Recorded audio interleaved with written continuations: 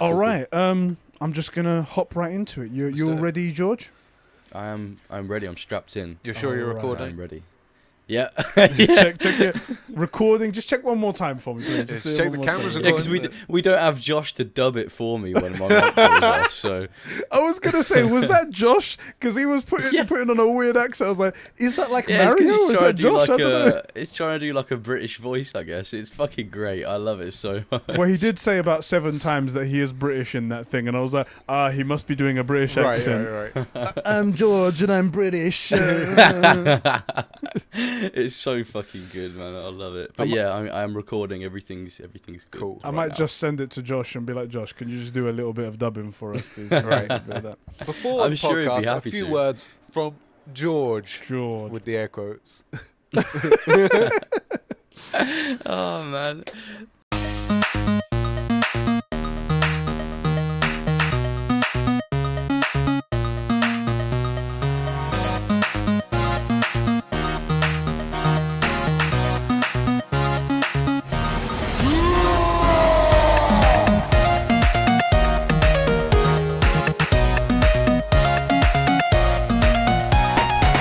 What's happening, everybody, and welcome back to the True Gamer Podcast, the podcast hosted by two gamers for you, the true gamers. I'm one of your hosts, Eddie, along with my bro, the inverted gamer himself, Sheps. How's it going, bro? Yeah, it's going good, man. How's it going? Oh, boy, it's going great. There's so much to talk about, and I've had so much fun online trolling people. I was about to say. We are going to have a nice We're gonna laugh at some idiots on here.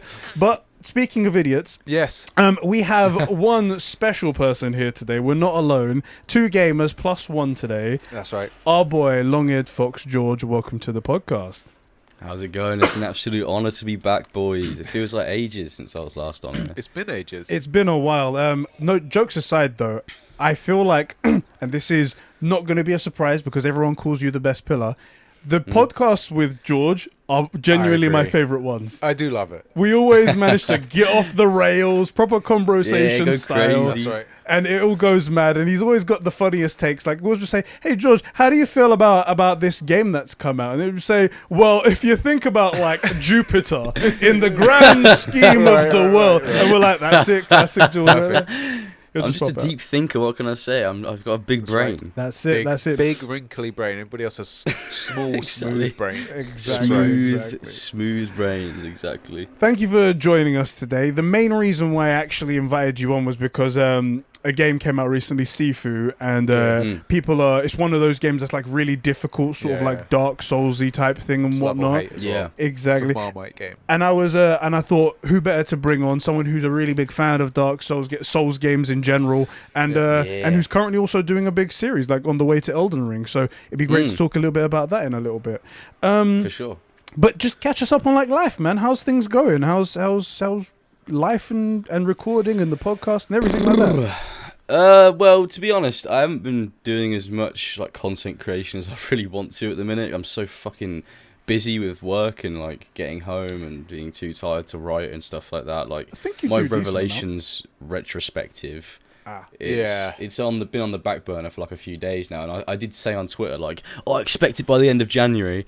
It's the 10th of fucking February. I haven't done it yet. This tweet did not age well. A little bit missed it. Didn't age well. And also the Road to Elden Ring is also on the back burner now as well, because I didn't want to continue with it until I'd finished my Revelations video, and now my Revelations video has been caught up in life, and it's like it's a bit of a mess in terms of content creation right now. But life really gets in the way. So I don't care. Welcome to being an adult again. This is unfortunately how it goes, and now I had a girl and a baby in. And you're like, not that I don't have the baby, but you know, you should add a baby into that. I will never have a baby. I don't think I will. James's advice: just get her pregnant. You know? He hasn't done that yet, the bastard. I want to be at least an uncle. He's handing I don't want to be advice. A father. He's handing out advice for other people to get pregnant. The motherfucker won't get pregnant himself. Exactly, he doesn't want to carry a baby himself. I didn't pay all that much attention in school, but I feel like that's not how it works. Hey, look. Have you not seen that program, the man having a baby? It came out in like the early 2000s. I feel like you're talking about the documentary with Arnold Schwarzenegger. Junior, yes. What? The documentary, okay. So is it Junior or is it... I think it's Junior. Is it Junior? Yeah, they call the kid Junior, so I think it's called Junior. With Danny DeVito. Yeah. The documentary, not a comedy video. Okay, it was a movie. It's an anime. It's a man having a baby. I could believe that in an anime. Yeah, I could believe that. Could be an anime. To be That's fair. not the weirdest thing, even by a long shot. Is it so not? Is it not? Not even close.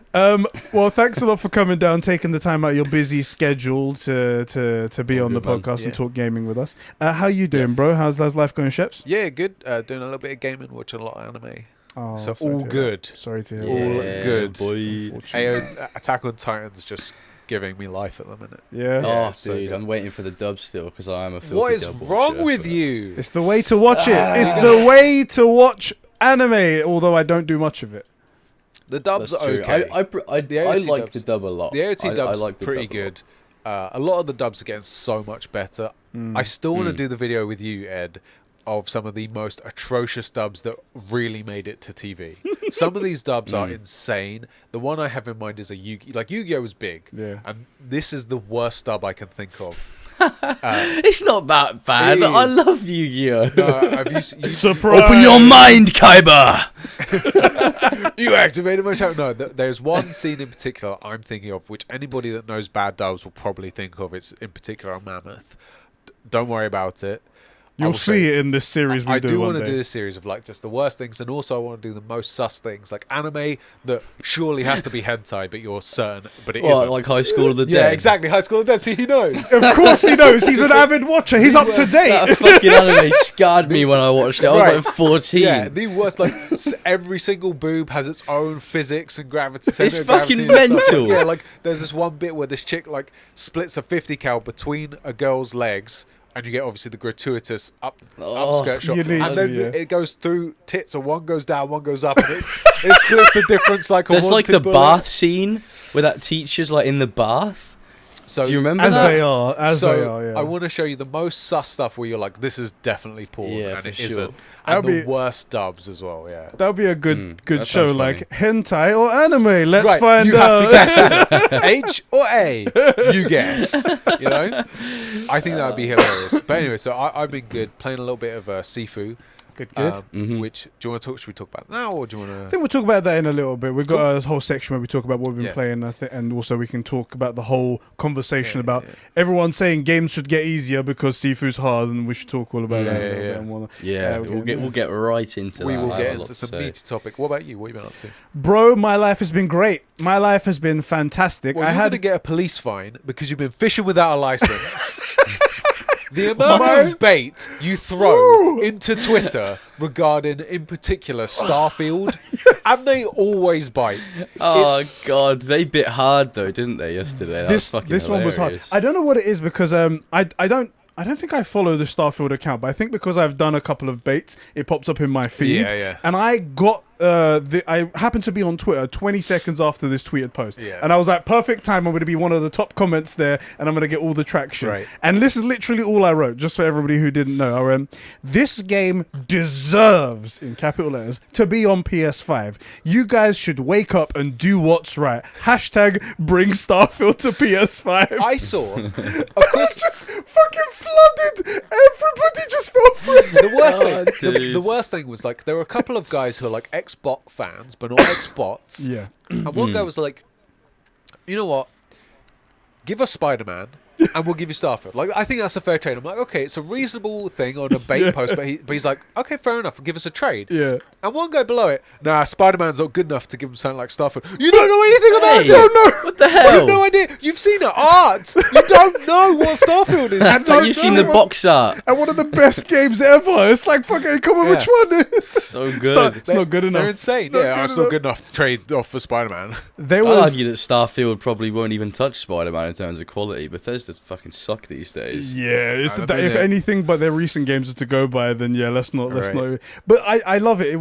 There was so much varied stuff in there. There was maybe 4 people out of the 400 messages that I Yeah. got where people were like, "No, this has to be bait," or "No, this is a Yeah. joke," or something Yeah, like This is that. obviously not right, yeah. But the rest of them, like 99% of the rest that are just, all of them just believe it. Yeah. And do you know what that means? Do you know what that actually, what the commentary is there? Is that these Xbots, the people that are like obviously the worst and worst of the community, not the good people, the bad people. Yeah. These people are dreaming, imagining, just in bed of a world where PlayStation fans are salty every single day that we're not going to get Starfield. They're like, God, these PlayStation boys. Sony ponies. Oh, they're so angry they're not going to get Starfield. Right. And I play into that just to fucking bait them, and they all fall for it. It's crazy how so fucking much. It's crazy how much they really dig into it, and a bunch of them. There was some where they were like, "You've kept too many games away from us," and I'm like, Right. And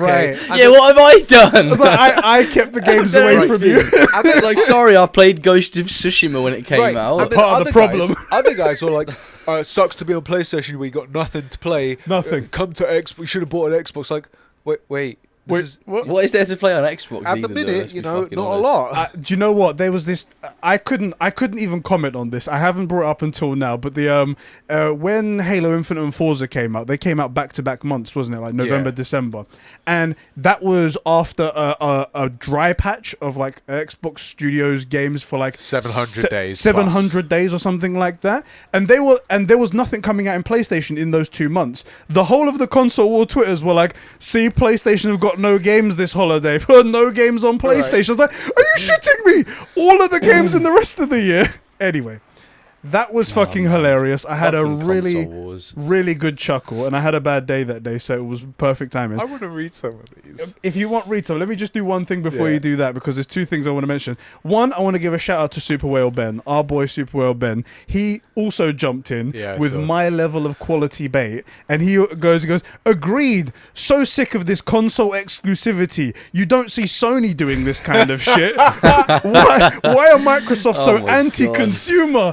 That just triggered. I'm sure that ruffled some feathers, man. Jesus. Everyone fell for that as well, and it was quality bait right there. How can you fall for that though? It's no one's so that fucking obvious. stupid. And then I doubled down on my one as well, and people were like, "Oh no, maybe you should bring Last of Us and Spider-Man," like they said. And I was like, "No. Those games deserve to be on PlayStation only because they're quality games." And I think Starfield should be on PlayStation because it's a Game of the Year contender for 2022. All good games should be able to be played on PS5. And again, people fell for that, and they were just angry. I don't get it. It's so obvious. It's so obvious. It's ridiculous, isn't it? There we go. Do you want to read a couple? You said you had some. Some of these are just like, one guy just like, "Well, it isn't, so stop crying, kiddo." Well, it isn't. Kiddo. What, he said kiddo? Did he actually say kiddo? Yeah. What the fuck? Just buy an Xbox Series S. They're in stock right now. Why are they in stock? No, stop begging. Stop begging. I'm begging for it, you see. Some of these are amazing. There was one, so I was hoping that this would go quite far and reach like the worst of the community. Over 100 replies, well over. It got worse than that because somebody went into my profile and I think did a search on other exclusive stuff I've spoken about, and they found and screenshotted both that tweet that I made and then another tweet that I made about it was a Sony PlayStation showcase. And I said, God of War Ragnarok, Spider-Man 2 with Venom, Wolverine exclusive, and I went heart eyes emoji, right?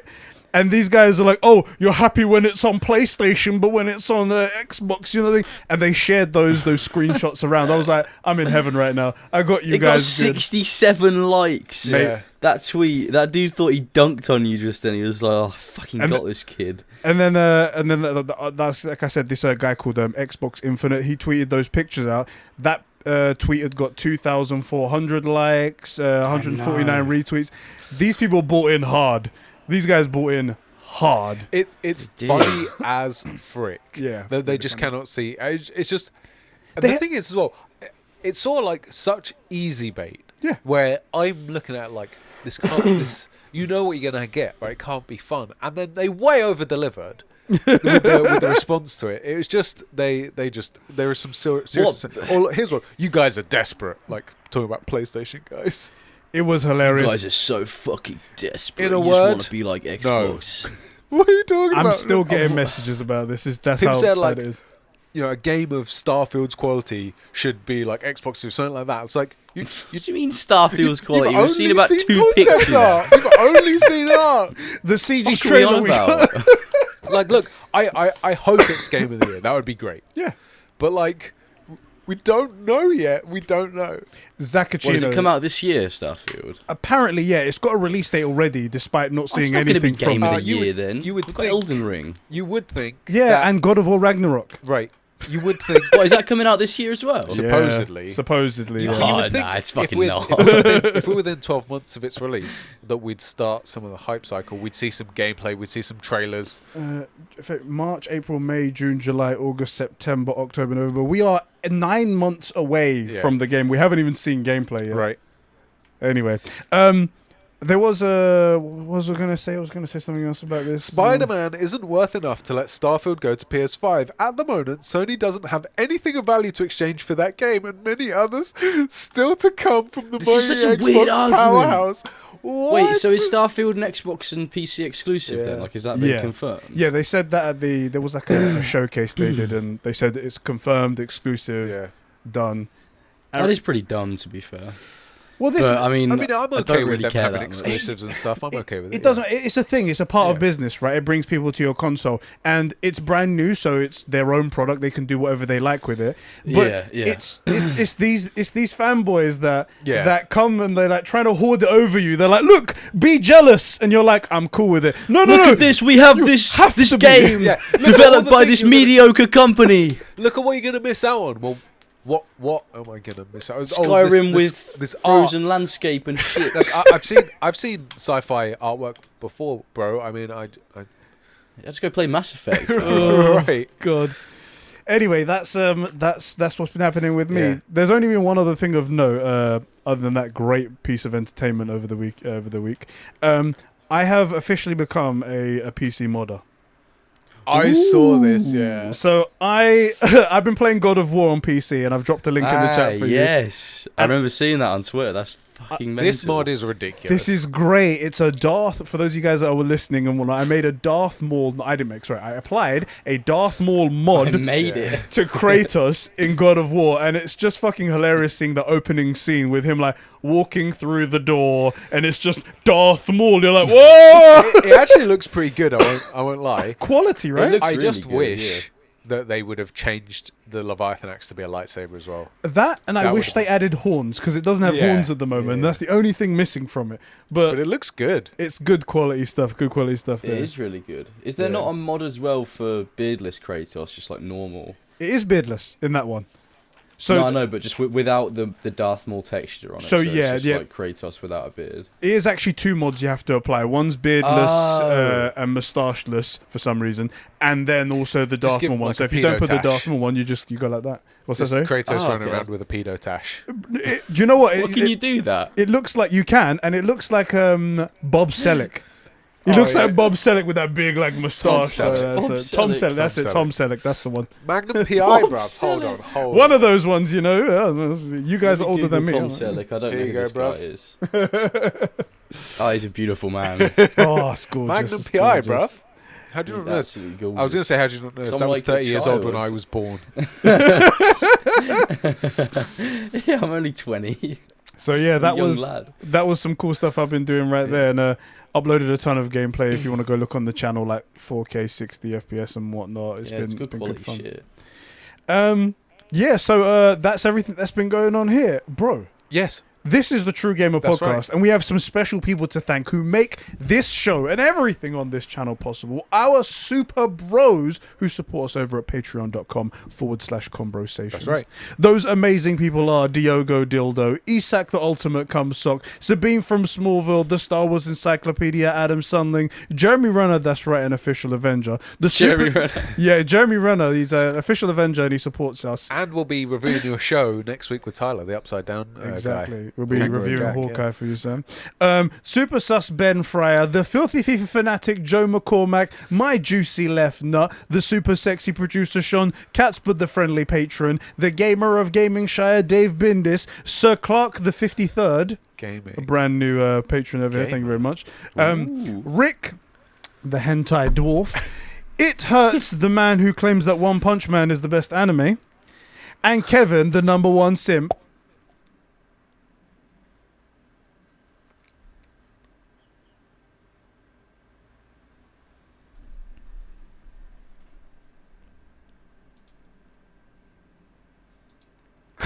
can't. What just happened then? What actually just happened? We got him as well. It shows, I thought you guys cut out for a second. None then. of you freaking cunts watch enough of our stuff. Exactly. If you watch any of Dude, our content, you would what see. was This that? is our joke. It's still funny. This is our bit. We go silent.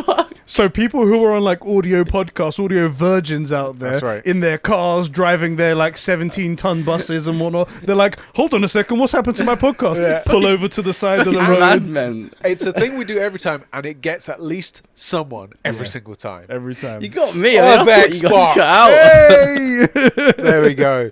Yeah. So, We yeah. got Tyler with I was that like the last checking time my we saw audio it, yeah. devices. Like what? It's going to be so so good. funny to watch in the It's so video when good. you're just frantically opening and closing windows. Just like you, I think I looked really just confused, like just visibly confused. That's just generally you, though. I don't understand what That's the true. difference is. I do Also, always look pretty. We know that confused. bit's coming up. We normally talk for like at least 10 minutes minimum before we start recording. Yeah. We've had the opportunity to brief people that we're going to do this. Yeah. We choose not to. We choose Get not fricked. to. The look on your face is much better. That's right. Anyway, if you want to be in on this joke, patreon.com/conversations. We could join Hey. over 50 patrons. Yeah. And for like as little as $1 a month, you get extra stuff. It's amazing. All kinds of great stuff happening over there. And it's been doing great. Thank you for your generosity, everyone. All right, guys. Let's kick it off with our first topic of the day. The topic of the show. Yeah. Microsoft have come out and stated that Activision games such as Call of Duty and other big titles will continue to be on other platforms such as PlayStation and Nintendo after their pre-existing agreements. Just gonna pat myself on the back. We had- that months ago. We spoke a little bit about this on other podcasts, especially when the news came out of Activision being bought by Microsoft. Yeah. And at the time, what they said was, we will honor our existing agreements, which we found out later to be up to 2023. Yeah. It And was then a it would- very politically worded statement, wasn't Exactly. it? Very carefully crafted in the way that all Phil Spencer tweets are Yeah. and stuff like that. And we didn't know what was going to happen. We had our theories and we said, well, Call of Duty is massive. Yeah. Would they take that away and lose all of that revenue? The only people that are actually going to buy it on PlayStation, everybody else is getting it on Game Pass. The MPD numbers show that PlayStation users buy way more games than Xbox users do. So there was a lot of conversation. And also, all of that conversation, regardless of all of the merits, it was just speculation. Yeah. No word we could ever have of it. But we assumed that they would do something like the Bethesda deal, where they take a bunch of games away from PlayStation users, Yeah. claim pro-consumerism, Yeah. and then move on. Sure.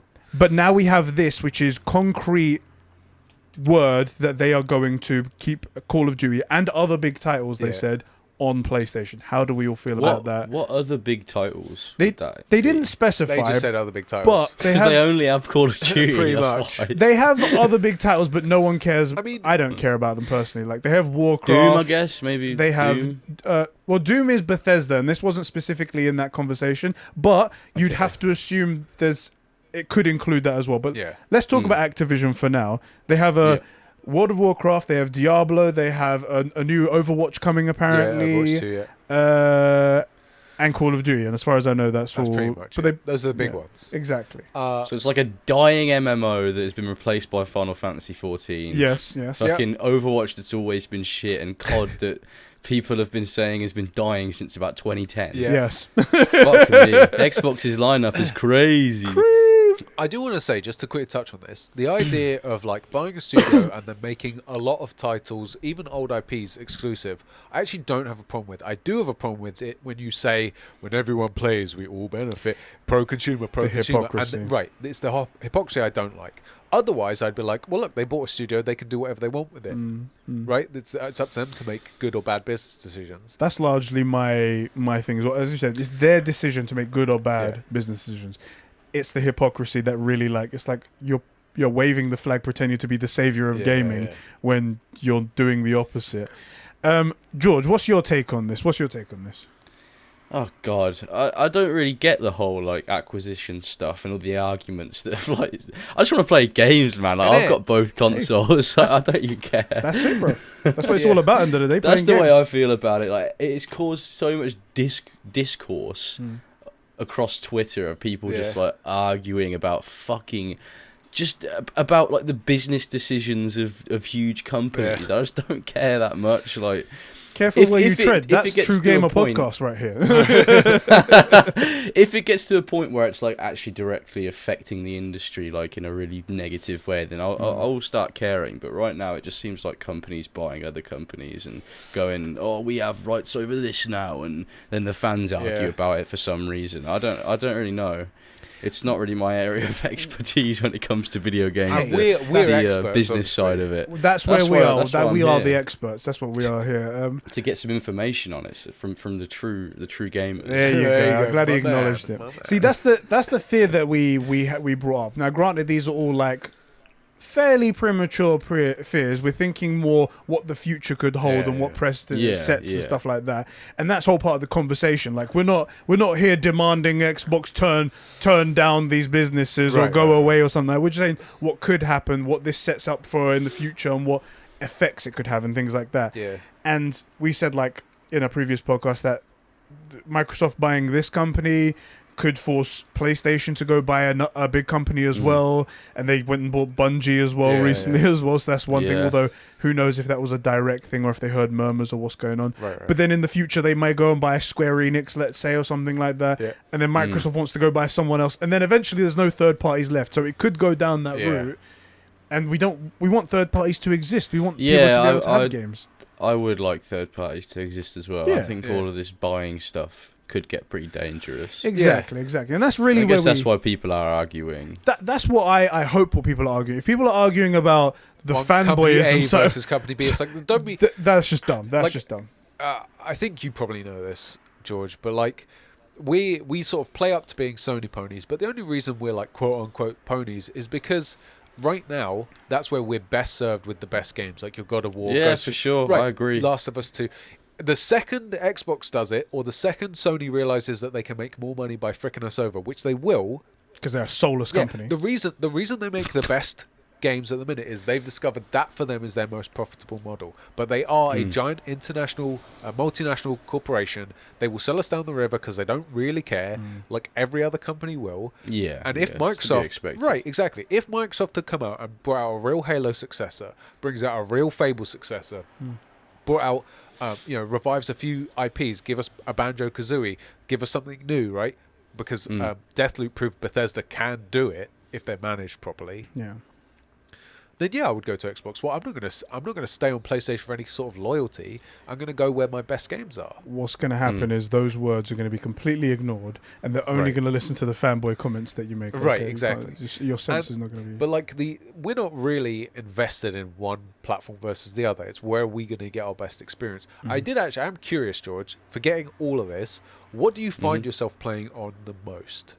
Because you have PlayStation. Both. Yeah, I assume. Well, because James plays the Xbox a little bit more and PC. He does favour the Xbox. He says he likes the backwards compatibility, and he's always playing Assassin's Creed 1 over and over again to get his speed run and whatnot. That's what he's doing. Didn't he get a world record for that? Is he trying to break his own world record? He got the world record, and then the guy who had it previously took it back. And now he's training to get back onto it. Training. Do you want to hear he's up something against the dude that fucking got the record back off of him though is Japanese. So he's trying to outwit a Japanese guy. No way. It's going to work in a video game. They've got anime. How can he? Facts. Exactly.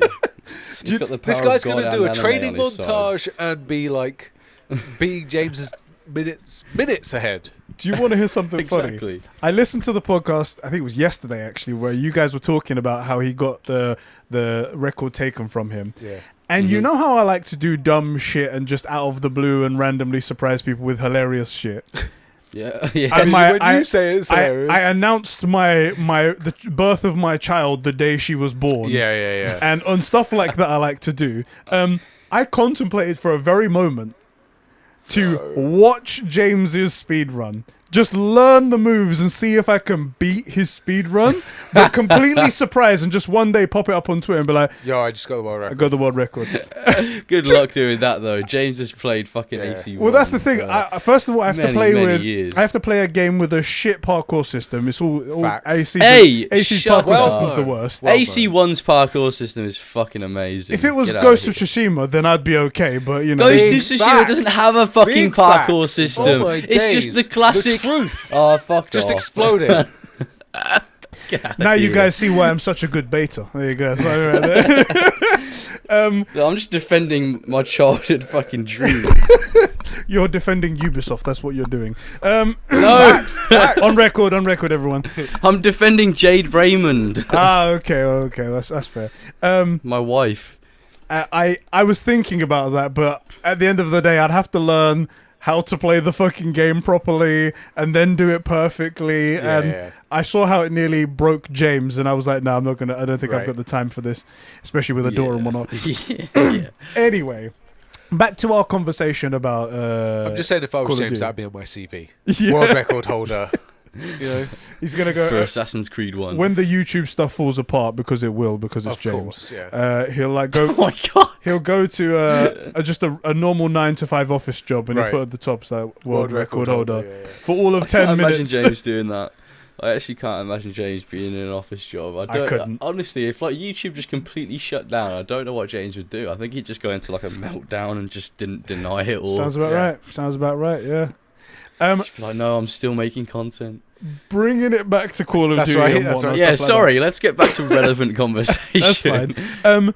Before I mention more about this and like why it actually happened, do you guys have any thoughts about just in general over the top, like Call of Duty continuing to be on PlayStation, what this means for Microsoft and stuff like that? Do you have any feelings and thoughts about that? Gerg? I think it's the right move. I think if they tried to make COD exclusive, it would probably just die, to be honest. It's one of those games that I think everyone needs access to because everyone's had access to it for so long. You know, it's like, it'd be fucking weird. You know what? It would have been interesting in an alternate universe to see what would have happened, because after they purchased Activision, there was the almost certainty that it was going to go away because that's what they've done before in previous things. But there was always a shadow of doubt, and there was our thoughts and whatnot. And then PlayStation purchased Bungie and kept everything multi-platform and said all their future games are going to be multi-platform. So it would have been interesting to see the world where Microsoft go, and Call of Duty is no longer multi-platform, and then go, so who's actually the pro-consumer one? No one would have done it. He would have only been preaching to the converted. So anybody that's already like on Sony for those reasons, because they're actually pro-consumer currently, would be like, yeah, I knew this about Sony, and everybody on Xbox would have been, yeah, we're the home of Call of Duty, blah, blah, you know, like, they don't care. Yeah. It does seem like Xbox, the audience often skews much younger or much more in terms of like who's most gullible. Well, to prove that point, I don't know if you saw this. I'm not going to mention his name because I think that's inappropriate and whatnot. But there's one guy on Twitter, when this news came out, prior to this news actually, he was saying like, oh, Call of Duty is going to be taken away and you Sony ponies are going to have to suffer. You're going to have to suffer. And then this news comes out and he goes, I am no longer supporting PlayStation because Microsoft made COD multi-platform. Yeah. And I was like, What? What's that even fucking mean? hold on. Microsoft made the game multi-platform, so I'm no longer supporting PlayStation. What? What did PlayStation do to Well, you? I mean, how does, Nothing, man. how does that That's even make fucking sense? mental. How does that make sense? It's this kind That's of unhinged. mental, like, yeah, exactly. It's these kind of unhinged, mentally deficient people that are waving the flag mostly, Like, and those are the people that you see all the For time. example, we've said, like, we're not going to give money to... Just before you say that, I Okay. want to clarify. These are the arseholes of the internet. Oh, yeah. These aren't the cool people like our bros over here and people that are in the community who love Xbox. It's fine to love Xbox. Yeah. These are the arseholes of the internet, and I'm just pointing out to laugh at them because they're Yeah. stupid. Go ahead. Well, just that we've said, okay, we're coming out against a certain company, right? So like Ubisoft. But the reasons are they've been making worse and worse games in recent times, have no respect for the time of their customer base based on like the size of the game and how so much of it is like in particular Valhalla. Just it doesn't need to be there. Bloat. Yeah, it's just bloated. It's just bigger because it's bigger. And then like kind of predatory microtransactions. They change the leveling so it's almost impossible unless you purchase XP boosts and stuff. Yeah. And then that was enough for us to be like, you know what, we're probably not going to buy Ubisoft games in general, unless something really comes out and blows us out of the water. And then you find out what's going on at the company, and you go, okay, they're not doing good games, and they're treating people awfully. No money for you, right? Cool. But the idea that like Microsoft's making a game multi-platform, so I'm not going to so I'm going to beef out PlayStation because of that. Somebody completely separate to it. It's so strange. It doesn't make sense. And it makes sense for Microsoft to make it or keep it multi-platform, because the only people that are going to be purchasing it generally are going to be on PlayStation, because PC and Xbox guys will get it on Game Pass. Yeah. Because that's their own model, which is killing them, and it's killing their gaming industry, their side of it, because people don't want to pay for games. I like Game Pass a lot. Yeah, and it's a great service for the right people, but it's a that's what we terrible said. thing for the industry. The industry is hurting. We're saying it's good, but it's hurting the industry. Like, my brother has Game Pass and he loves it, and it's it's a great service, especially for a guy like my brother who doesn't want to spend a lot of money on games and doesn't really care, doesn't do it too often, but wants to have like a lot of choice, doesn't really care if it's brand new. Like, great. But it's, I mean, developers aren't going to, like, Activision is not going to make much money, let's say they were still third party, from it being on Game Pass, right? No one's buying the discs. They're getting it. Do you know what I mean? Yeah. So that means developers are sort of going to take a hit, and certainly if they're owned by Microsoft, they're going to take a hit, right? Mm-hmm. And that means that there's less money going to developers, so they can't develop their next title, right?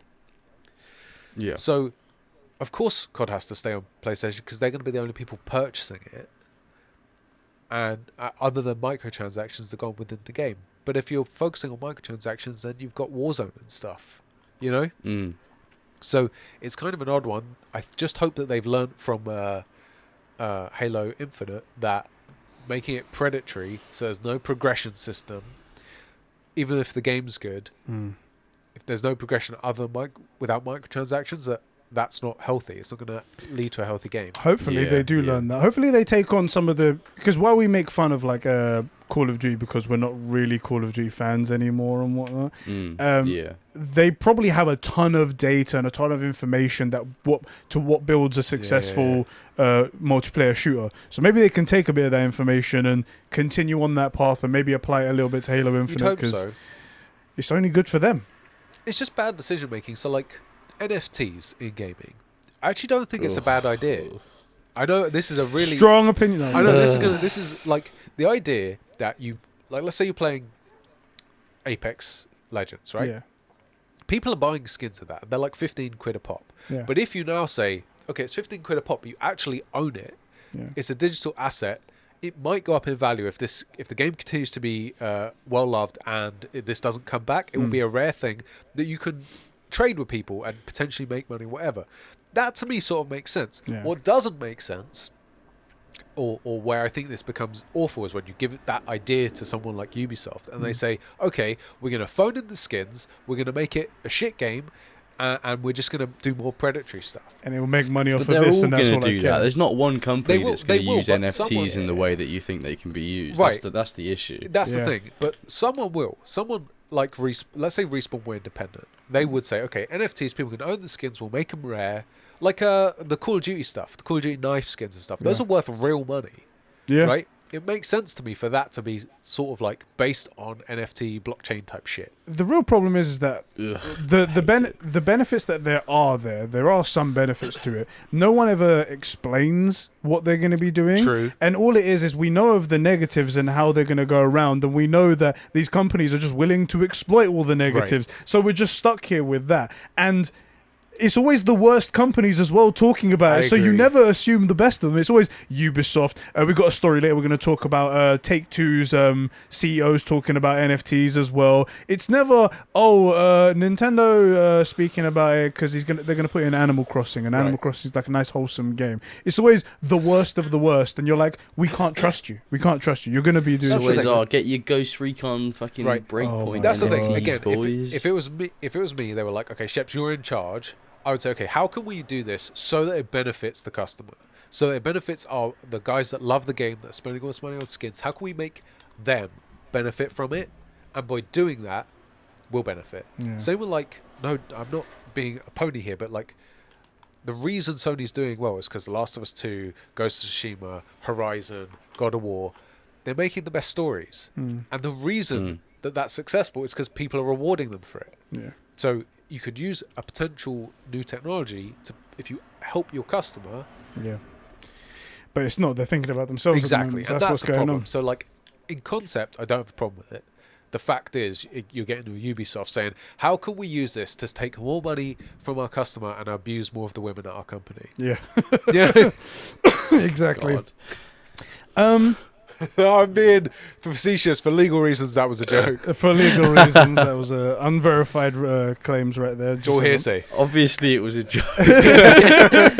Hey, we're very professional over here. We like to keep our standards high, not like the Four Yeah. Pillars podcast. Standards high. You Also- just bought NFTs. You Also, absolute bastard. none of this is financial advice, but buy our NFTs. Bio NFTs. We have a lot of NFTs. You can check them out in the description. Brilliant. So, continuing on the Call of Duty Microsoft and Activision thing, the real reason why they are allowing it to be multi-platform Right. has come out. Yeah. So, after the acquisition, the FTC, the Federal Trade Commission, got heavily involved with their deal, and they're going over it with a fine-tooth comb, and they're apparently reviewing it and giving it a tough review. Hasn't been said whether or not it's going either way or anything like that, but in order for them to let it go through, they have to play nice, or at least show that they're going to play nice. Right. And there's an article from the New York Times, and the title says, Microsoft starts a charm offensive to push through its Activision deal. Regulators are expected to give Microsoft's proposed acquisition of Activision Blizzard, the largest of Microsoft history, a tough review. So this whole thing, and you can look at it on the Microsoft blog, all of it is just to satisfy the regulators that they're not going to go all anti-consumer, that they're not going to take games away from people, they're not going to make it a monopoly and stuff like that and tell everyone has to come over to Xbox.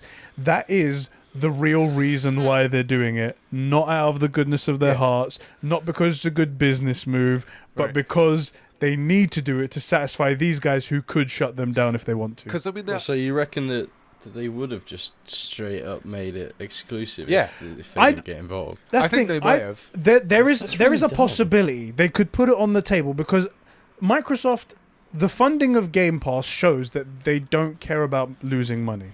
They have bought Bethesda, which was a questionable move. We were like, $7 billion for those guys? Right. Anyway, that was a lot of money. They paid $70 billion for a company that's stuck in the mud right now under so many allegations, so many workplace misconduct allegations involved in them. That's almost suicide for a company to do. But they paid $70 billion for it. They don't care about losing money. Yeah. What the fuck did they buy Activision Blizzard? This is we spoke about the last week about potentially somebody buying, possibly PlayStation buying EA. Yeah. The amount of baggage that comes with buying EA is ridiculous. A company wouldn't suggest it. I wouldn't want to. I'd want to pick and choose a few IPs and be like, I want to buy these from you. That would be the smarter thing. But anyway, that's the same kind of thing going on with Activision. So they don't care about losing money. They could, if they wanted to have the big title to say Call of Duty is only available on Xbox. Xbox is the only place for Call of Duty. They could have made it go exclusive. I think it would have been a terrible business decision, and maybe it would have. I'm on the edge of thinking whether or not they would not have. I mean, I think it would have been a bad business decision up front, but if they're making a 20-year play for the industry, because gaming is the largest entertainment industry outside of porn, right? Way bigger than movies. It's way bigger than. George is like, I know, Right. I know, Like, porn is way higher. it's the biggest Puma.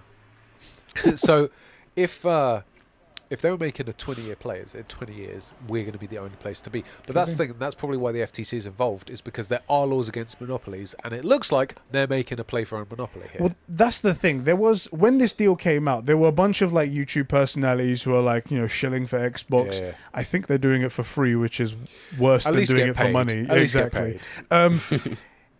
They were like, oh, it's not anti-consumer and it's not a monopoly and whatnot, but the Federal Trade Commission getting involved proves that they believe that it's close to something or requires better inspection. Right. So, you know. So that's the real reason. When you know. So that's the real reason why they've actually made it multi-platform, not because they wanted to, but because if they didn't, the FTC would have shut them down. Right. How do you feel about that?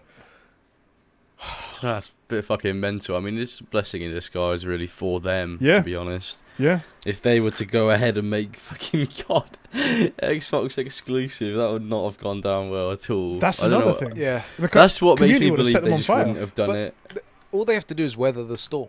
And they've shown they have unlimited funds. They don't have to worry about people pulling money out because they don't care. And again, if They've it's got so much money anyway. Exactly. And if it's a 10, 20-year play, it doesn't matter if they lose a little bit of money in the first 5 or 10 years. If in 10 years' time or 20 years' time, they have the market.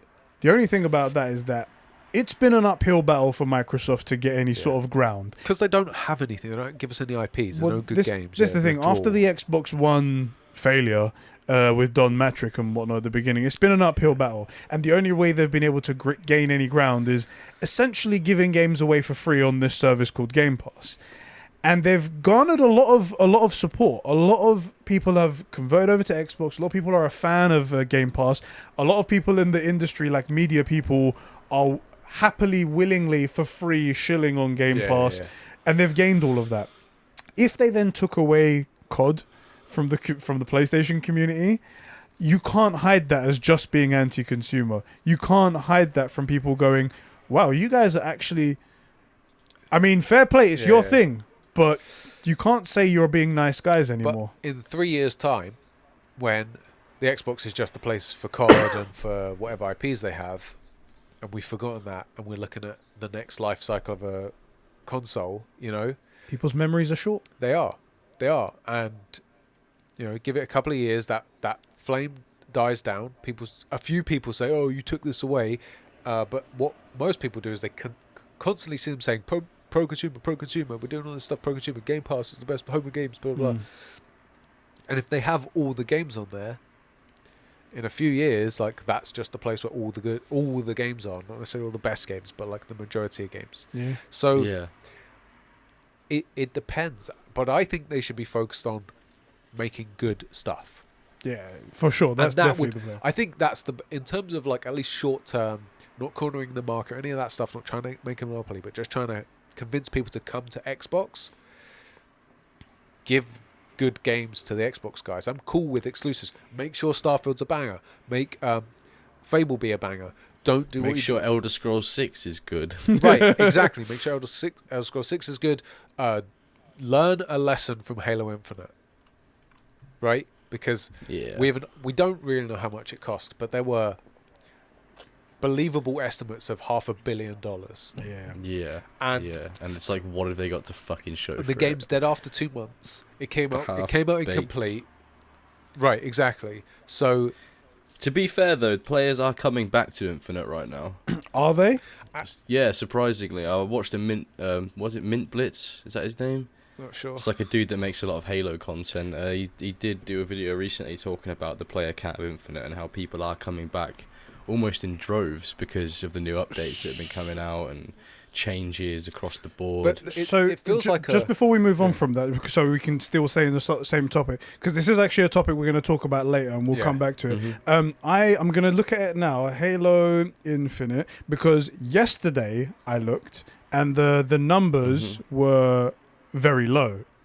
Okay, so right now, as of this moment, as I'm checking, there are 4,000 players online.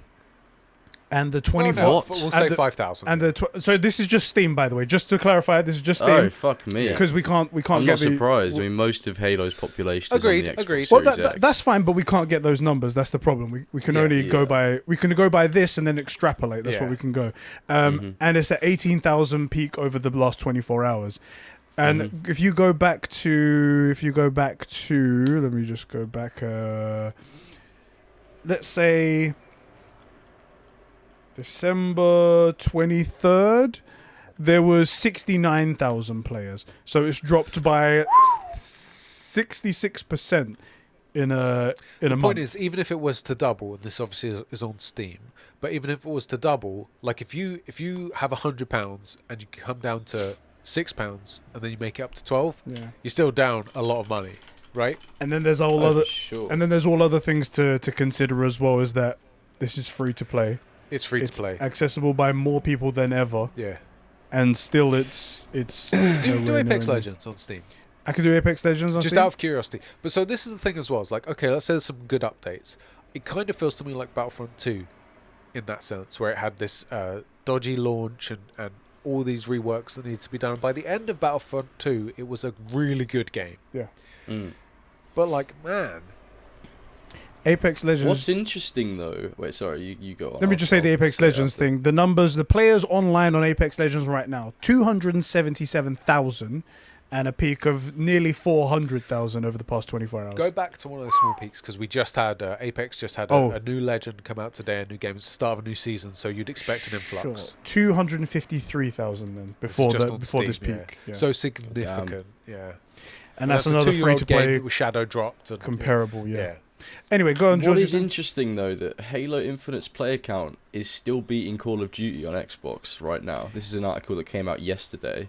It's still outperforming Call of Duty. Can you link that to me, because I don't know, I haven't seen anything like that, and I'd like to be correct. Yeah, I'd like to be correct. I'm pretty sure it is, because I did watch a bunch of Halo YouTubers and they were all saying that Halo is outperforming COD right now. Halo Infinite on Xbox at least, not on PC. Yeah, and also on Xbox. The question would be like, is it outperforming Vanguard's like team deathmatch? Do you see what I mean on Xbox versus Halo? Yes, yeah, I don't see. It might be in relation to Warzone. It might be in relation to the newest release. I guarantee Warzone's kicking the shit out of Infinite. So it's probably. Let me have a look here. And that's not to rag on Infinite. I'm not trying to do that. I'm just trying to say that they. Oh wait, no. Here, Halo Infinite still has more players than Warzone. There you go. I don't. Can you? If this is to be trusted, but yeah, I sent it in the Discord. Is this the link you sent in Discord? Yeah, that one? Yeah. I can't see the bit where it says still. But go back to that. Just have a look at the Warzone says that Steam. Statistically we're dropping. Frustration's understandable. Let me screenshot this section Yeah, it's cool. of the article. Also, like, it's the only numbers we can know for sure are the Steam numbers. Ones. So which isn't really, because the home of Halo is the Xbox. You know, it's not really a PC thing. No. It doesn't. I've got it here. And it mentions Call of Duty Vanguard never hit the heights of things. It doesn't mention how they got the information. Yeah, it doesn't. I mean, maybe they can ask. Maybe they just asked Xbox because they have a relationship with them. That might be true. But I don't know. GamingIntel.com. I mean, you can ask. You can always hit up a PR thing and ask. But you need proof, right? Although Halo Infinite is currently second place in the charts to Fortnite, it's still way clear of Warzone. The free-to-play Call of Duty title reported has 30% fewer tracked players than 343 Shooter, meaning there's a fair distance to go before any overtaking happens. Let's not get bogged down. It is quite vague. Yeah. I think it's very vague. It's a bit strange. But let's say we believe it. Fine. We're going to come back to this conversation because that is something I've got on the docket anyway to talk about. So we'll come back to that in a bit and we can properly hash it out. Let's wrap up the first topic first of all, and we'll get through that. There is a question that came up. And this was the main thing that a lot of the idiots, as we said online, were talking about. They were saying, well, that's just fine. Microsoft are just saying this now so they can get the acquisition through the door. Yeah. And then once it's signed, goodbye, PlayStation. Goodbye. No one needs to see you ever again. To those people, I'm sorry, I have to burst your bubble. That's not going to happen. Because if Microsoft do that, you think the FTC won't come back? Right. And also, you think that's the last purchase that Microsoft will ever make and will have to go through the FTC? Right. You think they're not going to remember that and hold a grudge next time? I'm just saying. I rewatched The Big Short recently. Yeah. And there were plenty of government bodies involved then, and it still happened. Yeah. So I'm not, any government body. These are the guys that couldn't figure out that during the pandemic, when no one was on the roads, that was the time to fix the roads. So I'm not going to put my trust. I'm not going to put my trust in these guys. But also, I would think that a company like Microsoft, we've seen it all throughout recent history, that like big companies get away with a lot of shady stuff just because they have better lawyers who can make better arguments in courts. And they're not too fussed about it, especially if they think there's a payoff. It might be worth it to them to make all the money and pay a fine. Yeah. And that's a viable business strategy for a lot of people. Yeah. So who knows? Oh, yeah. Talking of a lot of people. Hold on. George, do you have anything else to add to this? No. No, okay, go on. I ruined your perfect segue. Let's do it again. Perfect segue. They'll never know through the magic of editing. Talking of a lot of people, Yes. there's a group of people that make this podcast in particular, True Gamer podcast, happen. Yes, they do. Who do we have to thank? There's about 18 H's in there. Who you said right there. That's right. Yes, this is the True Gamer podcast, coming to your eyes and ears every Saturday here at youtube.com/c/Conbrosations1. I hate that. We amazing URL. We have Conversations, and they won't let us reuse it. Yeah. We wanted to rename the original channel Conversations After Dark and switch this on to Conversations. They won't let us do it. Won't do it. youtube.com/c/Conbrosations1, where you guys can get this podcast every Saturday. If you're watching over there on YouTube, hit that like button, subscribe to the channel, and hit that notification bell to get videos as and when YouTube allows you to know about these things, because notifications are shit. I get them days late. Yes, exactly. We're also available on podcast services around the world. You can go check us out on everything. Just search for the True Gamer podcast and you can get us right to your ears. Yeah. If you're over on places like Spotify, if you can rate us 5 stars, that'll be fantastic. We're doing really good over there and you guys have been so helpful. Help us climb those ranks. It really helps out. And just like Shep said, if you want to take your support a step further, go the extra mile, go that one bit further, you can head over to patreon.com/Conbrosations and support us at the True Gamer tier, just like Adam the High Quality Potato, Jeremy Horde, Make Bindis Mod. I keep wanting to say Dave Bindis, but it's not in there. Sheps' Krusty Right Nut, Isak Manny, Adam the Tobias Forge Simp, Clark 53, Catsper Coral, Kevin Crow, Sab2557, Rick, Joe McCormack, Random Wavelength, Billy, Diogo, Buttermilk Jesus, aka Zacchino, Sussy Imposter Amogus Moment, Batfan, aka the Better Eddie Clone, Dan Dano, Fishy, the Jackal, Mikey Tilly, Alpha Aquelele, Max H, Cobra SS, Sam Mason, and Albie Scory. Thank you guys so much for keeping the lights and mics on and the gaming going here at Conbrosations. That is right. However, guys, if you don't want to support us, if you don't want to go over to Patreon and get those exclusive stuff that we mentioned over there, that's completely fine. We love you regardless. Just being here, listening, talking to us in the comment section and saying what we do like and what we don't like and what we got wrong. It's all good with us. That's like that. Well, just before we wrap that up, go ahead. Let's say you did want to join the Patreon, but you only had $1. You still get stuff. You get access to a no holds barred, totally Patreon exclusive podcast, the Conversations podcast, where we will literally talk about anything. You think we'll talk about anything on this? No holds barred. There's a bunch of other content there, and it's another way that you can talk to us on Patreon, but also you get access to the Patreon, the top bro room on our Discord, which is a good room to have. Now, my favourite segment of the show, something I've never once forgotten, although it is a little bit thin on the ground because we rarely have bad takes, correcting Conbrosations. So if you're new around here, we have opinions and are on the internet. We've never let facts get in the way of a strongly held belief. No, never. Sometimes we will share an opinion that isn't exactly correct. So when we do, all you have to do is head down to the comment section of this video and say, at 49 minutes and 12 seconds, when you said that Microsoft owns this, they actually acquired it in 2015. You can comment there. We'll read it out, correcting Conversations, and credit you in the next video. Any corrections? I don't think so. We're so smart. 1 or 2 corrections to make from the previous episode. Let's see. Do you know what's funny? I just got 2 YouTube notifications from videos that I know for a fact are 3 days old. There you just go. Now, Classic YouTube.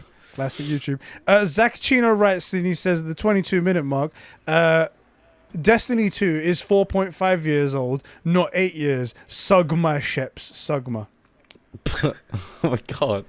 That's unfortunate, that is. Listen, aka Zacchino, how dare you? He also says, ain't no way PlayStation are ever going to pick up EA. I personally would hate PlayStation picking up Square, but that makes sense, he's saying. Yeah. So I think Square makes way more sense. Yeah, Square Enix does make sense. Alpha Aquelele writes in and he says, correcting Conbrosations, Hellblade Senua's Sacrifice is the first game, not a DLC. Optimized for Series X and S is just referring to the free new gen upgrades that Xbox have been doing. That was because we was looking in the That's right. Yeah, Wikipedia page and we couldn't understand it because we like good games. We do like good games. Also, it said Tyler is the hero we need because he was calling you out on your shit takes. Tyler has shit takes. We'll talk a little bit about that. Oh, game. Tyler's got fucking loads of shit. Thank takes, you. man. Oh, you might agree with him with one take in a second. We'll talk about that soon. I agree with Tyler on a lot of things, but also He also has a lot of shit disagree takes. with him a lot That's of right. things. Right. Brian Ford wrote in and he says, you guys are cracking me up with the response to this, which is the Bungie acquisition from PlayStation. I have to say, if I was ever on Discord, I would love to get in a heated but civil discussion on why Sheps is objectively wrong. Listen, yeah, you're welcome on Discord, but this whole civility, this is the internet, bro. You pick a side and start flinging some shit. How dare you? That's amazing. I love that. Pick a side, start flinging shit, okay? Right. It's my favourite thing to fling. There you go. And he says one more thing. He says, it sounded like you weren't quite sure on the Tiny Tina thing, which is coming to PlayStation Plus, the free games is coming out. He said, the shit piece of shit game that no one fucking cares about or wants, because Tiny Tina's a shit character. we didn't get it. We didn't understand what it was because it's not the new game that's coming out. That's not the full game. And we don't know what's going on. He clarifies anyway. He says, so what's free on PS Plus is the Assault on Dragon's Keep, he says, which is a DLC from Borderlands 2 that they've since made standalone, not a part of the upcoming game. So it's completely separate. It's weird, yeah. Wonderlands, What? apparently it's just a thing from the old game, which is just dumb. Whereas Wonderlands is more of an inspiration from it. So it's more like being a tease for the tone of the new game, not siphoned off a portion of it. So even worse than what we were saying before. Anyway. So Borderlands is completely shit now, okay. Seems like Pretty it. much. There you go, guys. There you go. Fuck me, man. Ruining another great franchise. Yep. All the good games are going down the toilet. And yeah, that's everything right there. That's everything. Thank you for writing into Correcting Conversations. Looking forward to your next week, which will probably be nothing because we're flawless and we always make great We're videos. so smart. And all of us are known for good takes. Exactly. Yeah. Maybe we should inject it here. The thing that was mentioned on the other podcast that everyone was agreeing with Tyler, you can let us know, George. Sheps doesn't like Horizon Zero Dawn because it has women in it. That's a direct quote. That is a direct. That's exactly what I said. Yeah. What? Is it because all the strong characters are female and all the quote unquote evil characters are male? That's it. That is definitely one vibe. I actually do agree with that. Yeah. There you go. So that was what's going on right there. Yeah. I mean, yeah, it's fine. His point is a lot more stronger. Obviously, I boiled it down to make it comedic and whatnot. But his explanation is different, and they got into a massive discourse together. It was great fun to watch from the sideline, and the people in the comment section just were fucking loving it. I love it. No, Mum, I don't want my beans on toast now. God. Say hi to Mum. No. No. She knows what that means. She knows what that means. Oh god. So yeah, do you My agree bad, with guys. Tyler or do you agree with Sheps that obviously this game is pro women and anti man? I want to say my position I can't is say I've ever it's thought about a it. female protagonist, so therefore shit game. You know? That I agree with that. Women don't sell. It's a known fact. Oh yeah, Ubisoft proved that, Women yeah. don't sell. The Ubisoft classic. I don't like any game with any even women in it. What was Tyler's point?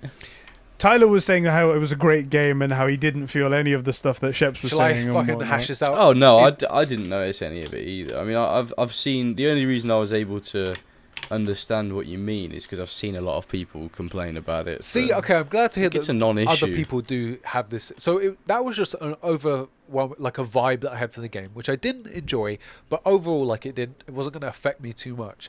My big thing, and this is the point that was really contentious, was that my big thing is Aloy, and she's basically an android. I feel like she's so not human. That I like Aloy a lot. I feel like she's primed to be great, but just under-delivered for me. Where she's not curious. She doesn't show any wonder in the world. She goes out. She lives in this tiny little village. The world explodes to this the size of a planet that she's getting to explore, and at no point does she ever go, oh my god, I've never seen this before. Like, she doesn't show any wonder or curiosity, and that is what really kills me. I can deal with. She does. I don't think That's so. why she explores all the different like ruins and stuff, because But she's you interested. do. You explore the ruins. She doesn't. Well, yeah, but if you get to do it, then that means that she does it canonically. Like, no, but here's the thing: is like we never hear her like you go in to explore things. She never goes like, "Oh, I wonder what's down here" or anything like that. Hardly ever. You know, we don't get any of that. But you do get stuff like that from like Ellie in The Last of Us 1. You know, like, oh my god, I heard about these things. They're called comic books, right? Like you hear stuff like that. You know, and she's getting to discover it for the first time. It's a different scenario though, because the humans in Horizon Zero Dawn wouldn't have any idea what a comic book sure, even but like, is. but my point is like, she comes across. She lives in this village of like 100 people, right? She goes out into the big wide world, sees all these new towns, and never once goes, "Oh my god, I didn't know there were so many people in the world." Or like when people say like, when she says, "What are all these people doing here?" She goes, "Oh, some of them are just here to trade." She never goes, "What? They don't live here?" Like people just come to. Like she never shows any wonder or any like. Curiosity at all, and that's my big beef with her, is that she's seeing this all for the first time, but acts like she's been doing it her whole life. Like you see this in real life, people that live in the countryside and move to London, suddenly like, oh my god, there's this many people around and it's normal, and then they adapt to it and it becomes normal, but there's a growing experience. She doesn't have that at all, and that's what really bugs me about her. And I know a lot of people don't agree, and great, like, because otherwise it's a really good game. But my real beef is Aloy, and what I really hope, I said this to you, and it was to Ed, and it was a joke, but like it's kind of true, is I felt that, especially in that sense, that at the end of the game, Aloy could have ripped off her face and there was a robot underneath there, and I wouldn't have been shocked. Because she doesn't seem to like ever really have any human connections or like What about Rost? Other than Ross, but like here's the thing, like And Aaron, she likes. other than Aaron as But, well. No, I'm joking. Aaron, yeah, yeah. So like she at the beginning of the game she's human, right? So someone said, well, what about the beginning? You're exploring a cave, yeah, but then you never do it again. Like, or Aloy never does it again. She never explores to explore stuff, other than that one time as a kid. And then Ross, who, if you look at it, is like this hermit, sort of excluded by the village, who dies, and she immediately copes. There's rarely any, oh my god, Ross, I wish you were here. I wish you could help me now. What would you say if you could see me now? None of this stuff, like her long lost quote unquote father, none of that. He dies, she's like, oh no, Ross, oh well, I'll get over it. Anyway, oh no, anyway. Yeah, I do think that is... Horizon Zero Dawn doesn't hit all the story beats and character moments perfectly, but I still really like Aloy a lot. I just think she's... I don't know. I don't even know what it is why I like her so much. I just think she's cool. I think you guys both like and dislike Aloy for the same reason. Hot redhead. Because she's a woman, that's why. Like, that's right. I hate George is a simp, that's and right. you're not a simp, That's and right. that's the reason why That's this right. going on. That's right. It's facts. You know. I love it. Yeah, that is. You got me. You're welcome. The That's the internet. I reason brought why I that up love her. again for you guys. What was that something just dropped on God, Discord? your guys' microphones keep like. What Oh, happened? it's Ed Your just guys' dropped off. microphones keep like. Why did kicking I out. drop off? Oh, there you go. It just came back Yeah. automatic. Why did it go off in the first place? Man. There you go, Anyway, you're back that now, I was hear you. weird. Can you hear us, bro? Yeah. Cool. I can hear you Cool. now. Good Cool. stuff. Yeah, so that's the real reason. That's why. That's right, it's women. It's women.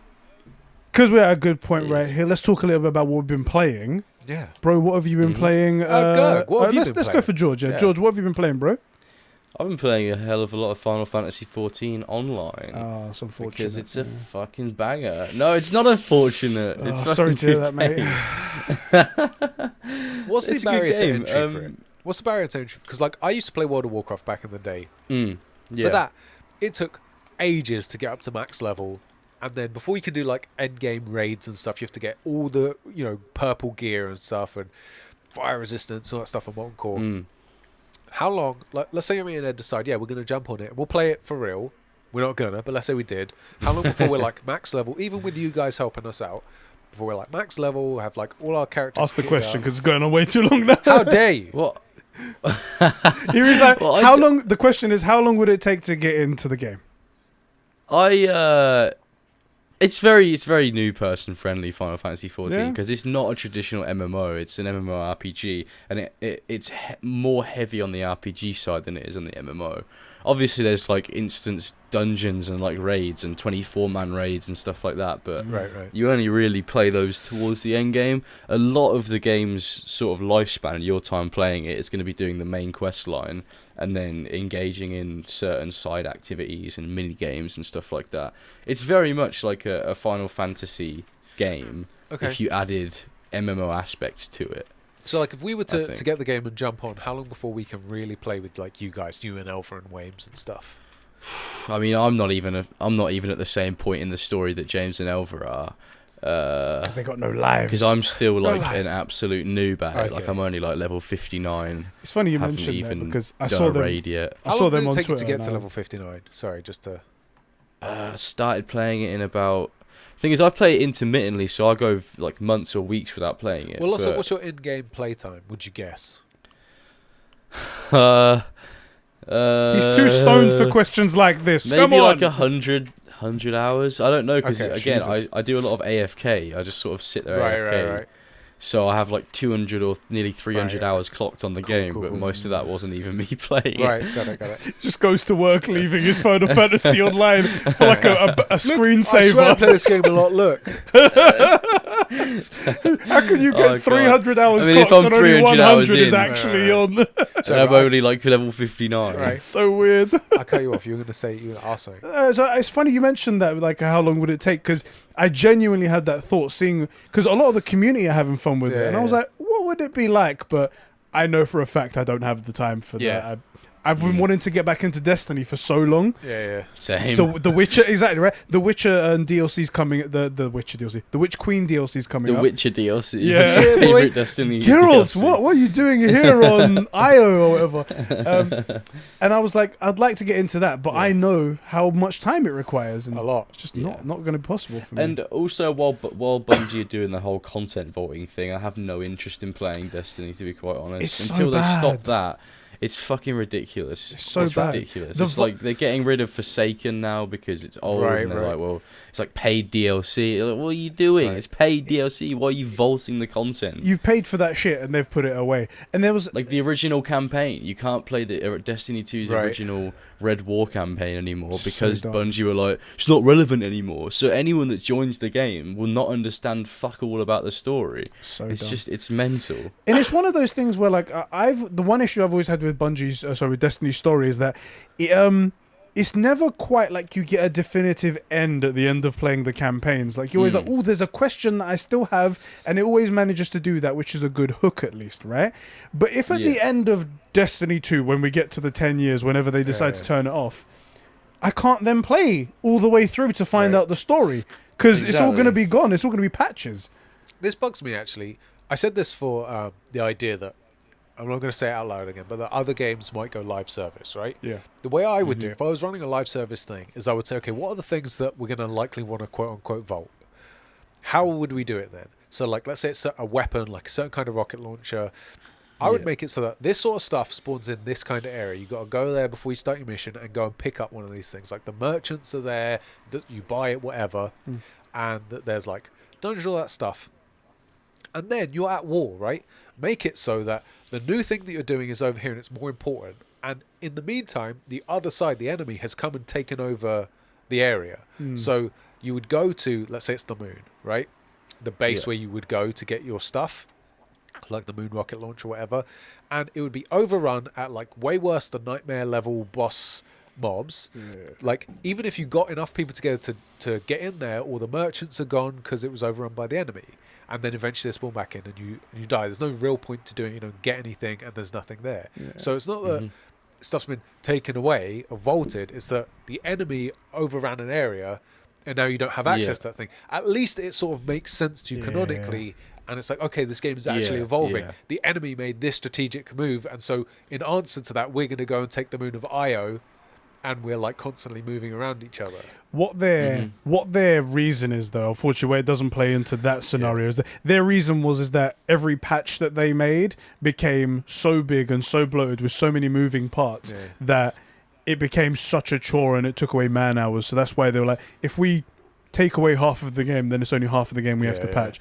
But that excuse is you've made that problem for yourself. Right. We paid for the content. We deserve to be able to play it. Yeah. It's so dumb. Yeah, it's So dumb. ridiculous. Like the fact that I can't play content that I paid money for just because it's Right. old is retarded. Right. Like, at least let me fucking like install certain content and like opt to uninstall other DLCs and stuff Yeah. like Right. that. Because I know that one of their things was like, oh, we don't want it to be mass amounts of, you know, storage space for players, and it's like, well, you've got a fix right there. Just let me install, like, say if I want to play the Red War Yes, campaign and yeah. I don't want to play Forsaken, Toggle I can it. install Destiny 2 OG and then uninstall Forsaken, Or- and then it works. You make it so that you go into the menu and say, okay, I want to be able to play this offline. Mm. So Yeah. there's no online component to it. I'm just going to download the maps Yeah.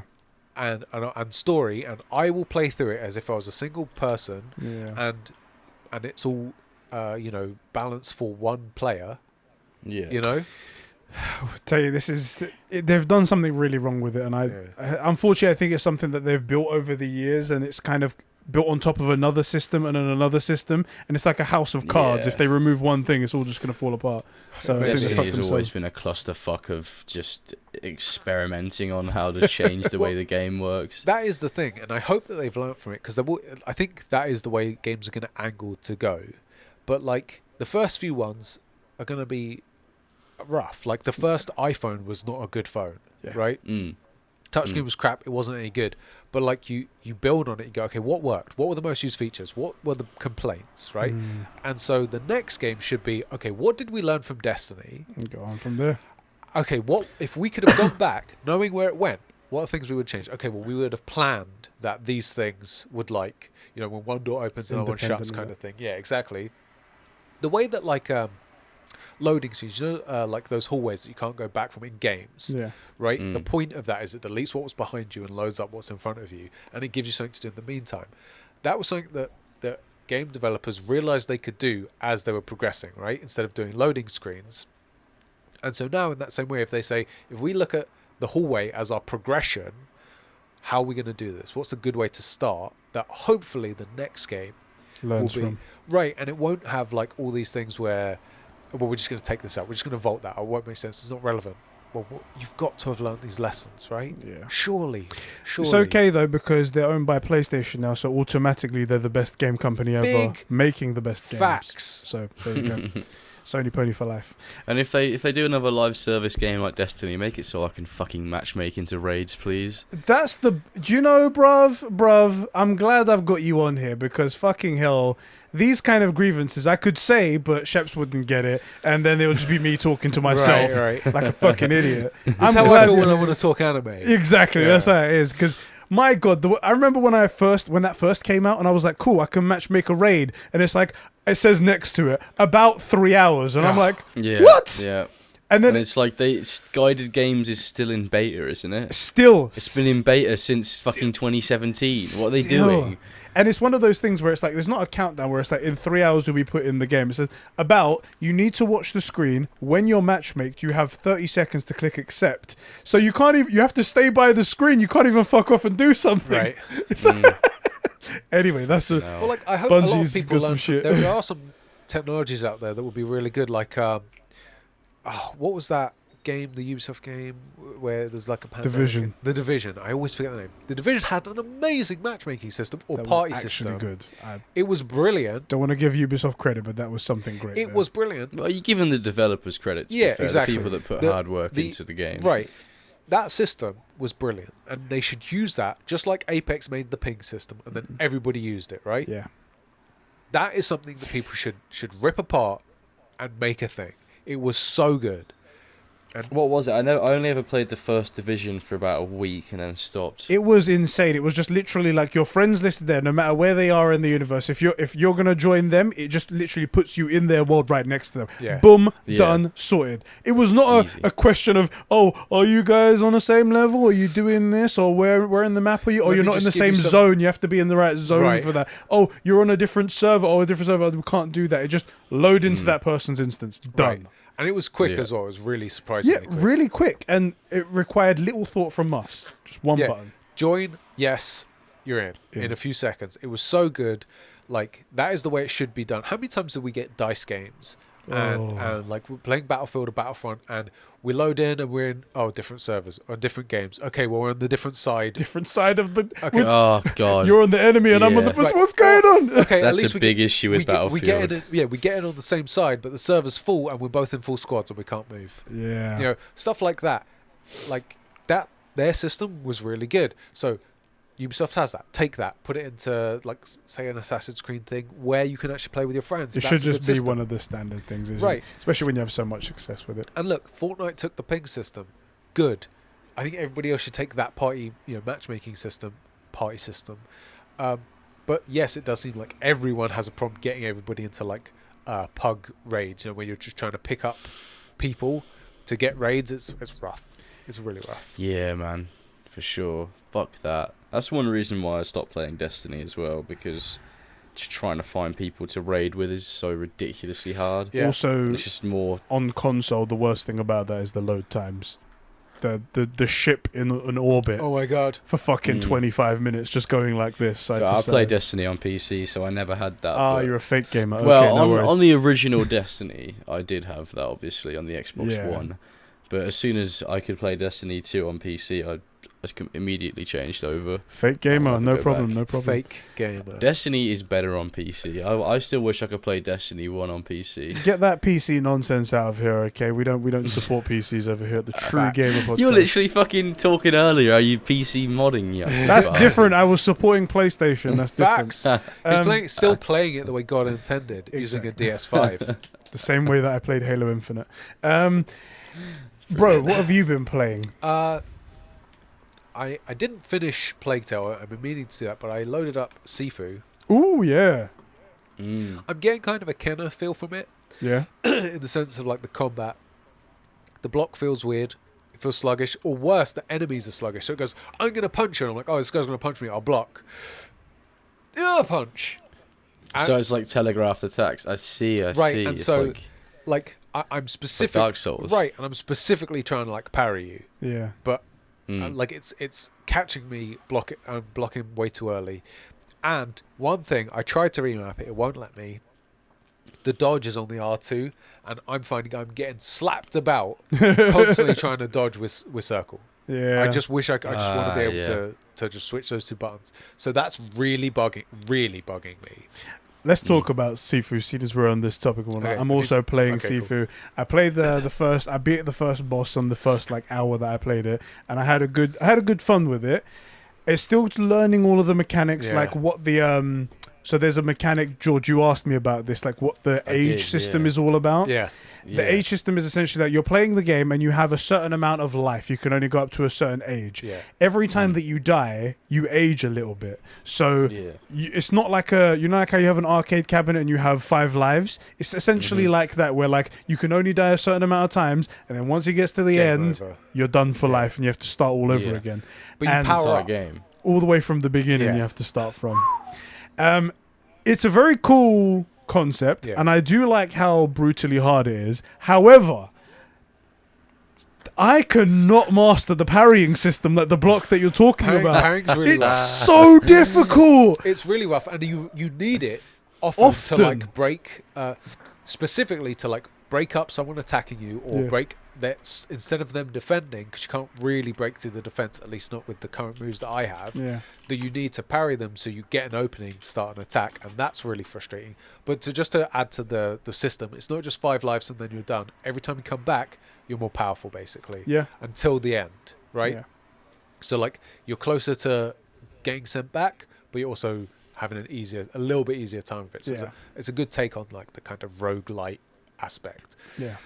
Another thing that's really bugging me about the combat is a lot of the moves require like you step back, step forward, and something about that is really difficult to pull off. So just so you understand this, George, it wouldn't be on a D-pad. If you have a combo system, right, like you're going to do a massive flip and a kick or whatever, you'd think it'd be something like square, triangle, and then it executes it, right?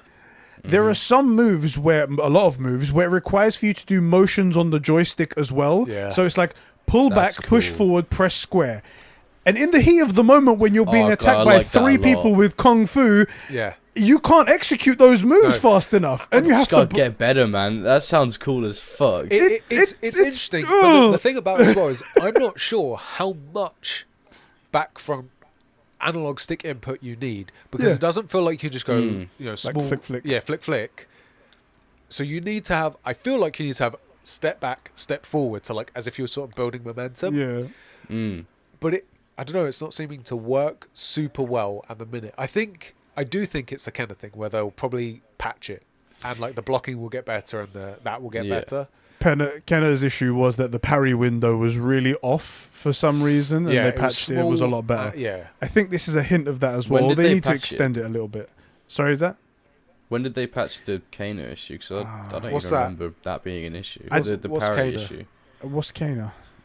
Oh, fuck off, you two. Sorry, what? Absolute I don't get fucking it. bastards. Oh, you mean Kenna? He means Kenna? Kenna. So, Yeah, that was patched. They probably fucking say 2 her months, name. a month and a half in, a few weeks in. after its release. After it's I released, finished it in like the first or second. I didn't even notice. Yeah. Maybe you guys are just bad at games. Aye, Could well be. aye. I'll just say, like, it was one of those things that I'll have you know, I have many platinum trophies. Okay. you do. Yeah, the Bloodborne one that took you 5 years. 6. That was how long it takes to get the Bloodborne platinum Yeah. trophy. Oh, I It's did a it in time- about a fucking month. You're You're a a liar. Okay, I It didn't takes do 6 in a years. You month, have to but- wait 6 years to do it. It says wait 6 years and finish the game. That's what it says in the trophy list. Yeah.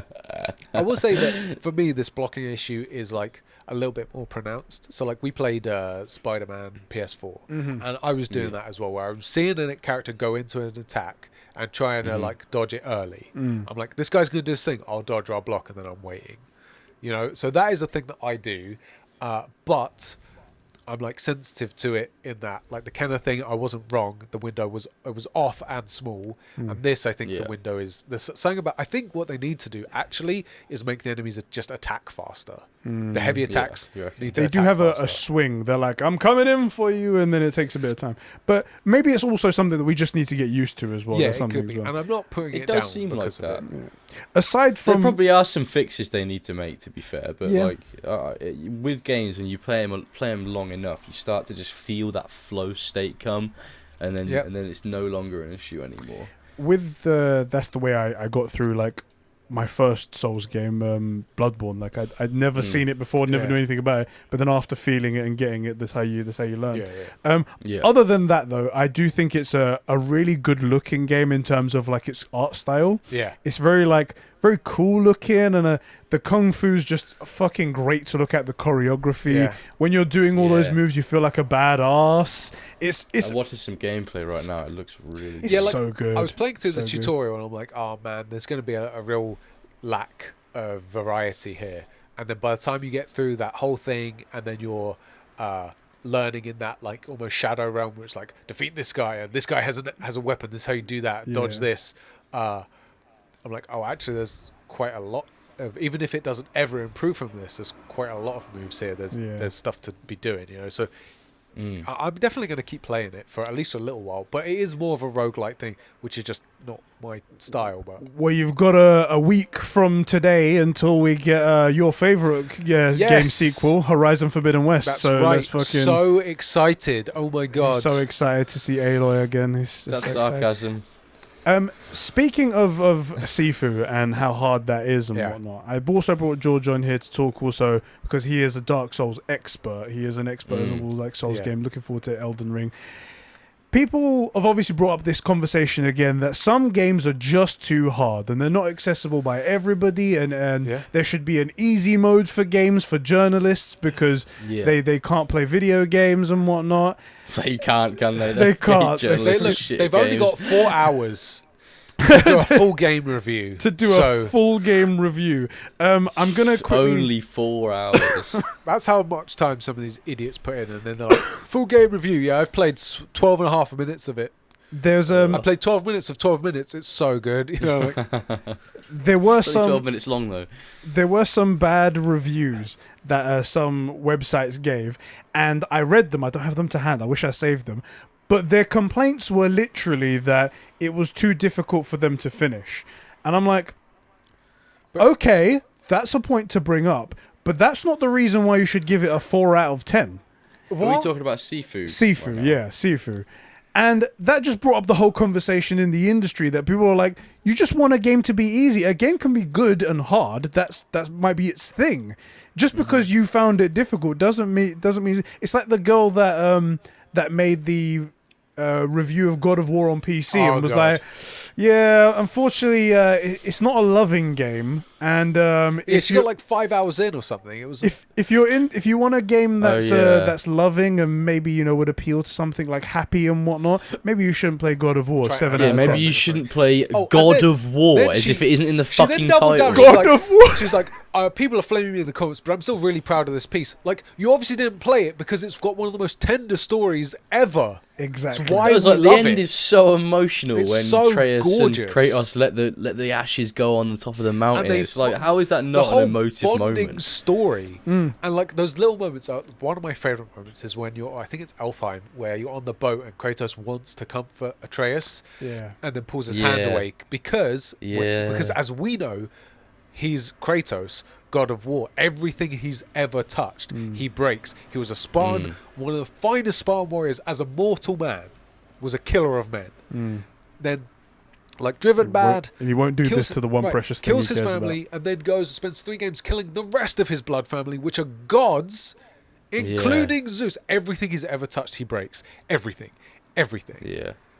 And now he's got this little precious boy who's sickly often, and like he wants to touch him, and again, I mean, if you're looking at his hand, the canon. What's his hand covered in? The ashes of his dead family. Yeah. Right, like he wants to comfort Atreus and just can't bring himself to do it. It's all about him and not about Atreus. But no, it's not a loving story, and you shouldn't. You should go check out something else like Animal Crossing if you want that. So stupid, so stupid. Shut up. Is that what she said? She didn't say Animal Crossing, but she said it's not for people who are looking for a loving story. And it's like, yes, that's not what people were going for when they saw God of War. Right, but there are many aspects of love in that story. Like it's called God of War, but it also, ironically, has one of the best examples of exactly what you just said isn't in it. Which showed clearly like how she knows nothing.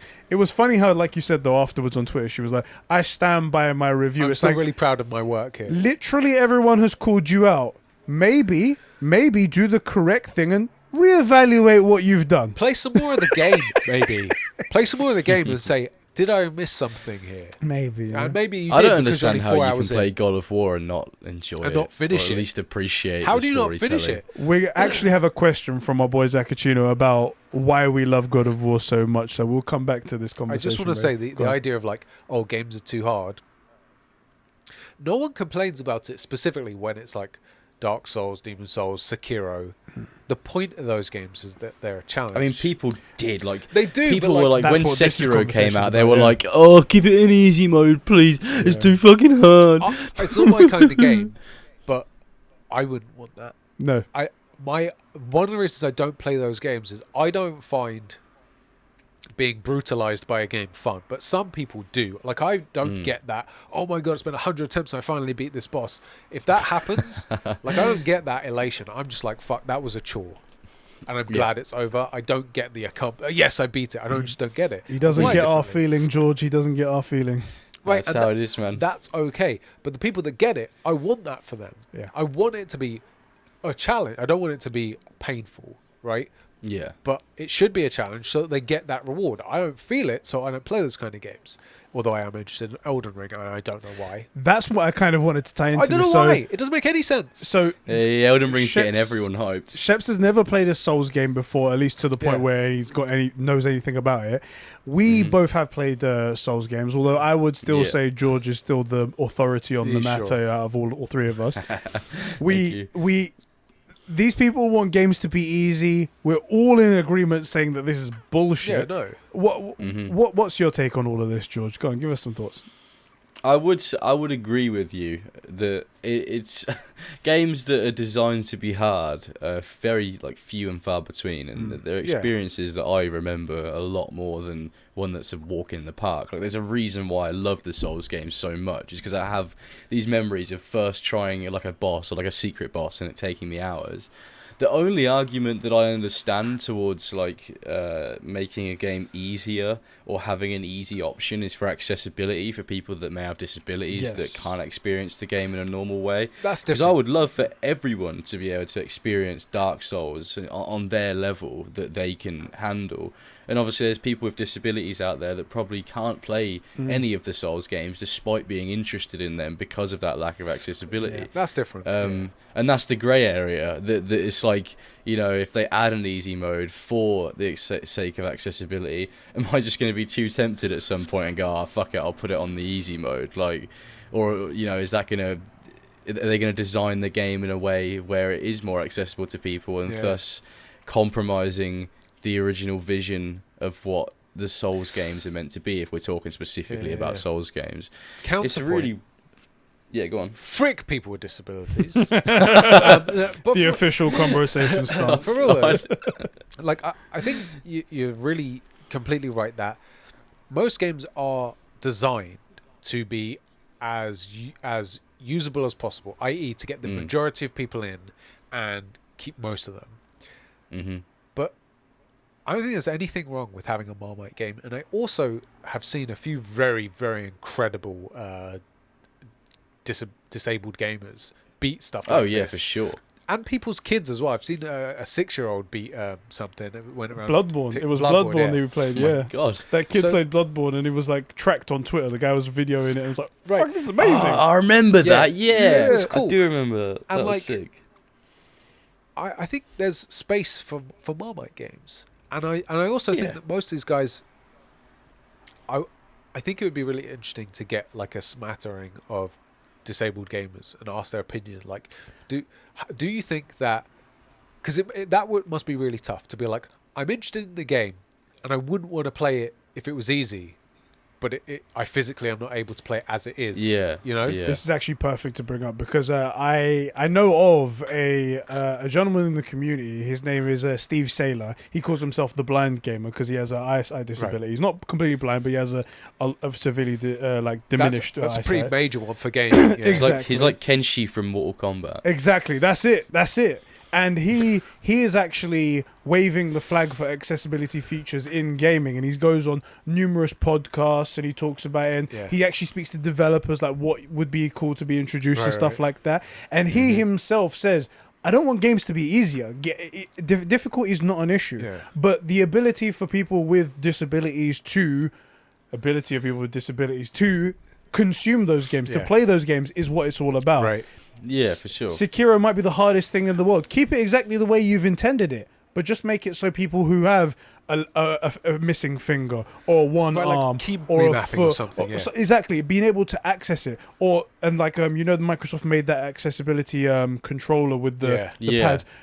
Button map it for that. Use those abilities. That's all they're asking for. And I'm like, that's fucking fantastic. I agree. Not what these journalists are all about. Oh, I couldn't finish it in 2 hours and then write this review. Ridiculous. Oh, Yeah, That's well, ridiculous. I need it to be Like easier. people that get onto the Hilarious. game and just get annoyed that they can't beat a boss Yeah. and then proceed to write an article about how bad the game is. This It's game just is bad terrible. journalism. Like, it's just terrible. Awful stuff.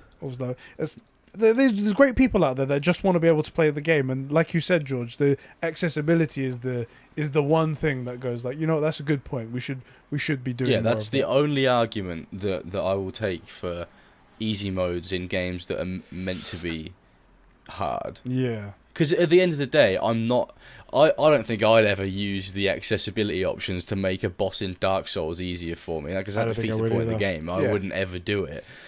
So, like, there's people out there that go, what if I'd be tempted to use this or this and that? And it's like, but would you, though? Would you actually use it? Well, the thing is, a lot of them would, and it's cheaters. And what I mean is, it's not. I don't see any fun in jumping on Warzone or Apex or Call of Duty or anything with like aimbots. Hacks. Because you can go like 81-1 or 81 for 0. And then immediately get the account banned, but you can't sit there going, "I'm so good." No, because it's like, because you didn't do anything. You didn't do anything. A code did a thing, right? Like you're not good. Exactly. But when you have the game, when you run around and get, it's not even amazing. Let's say you go 7 for 0, and you're normally.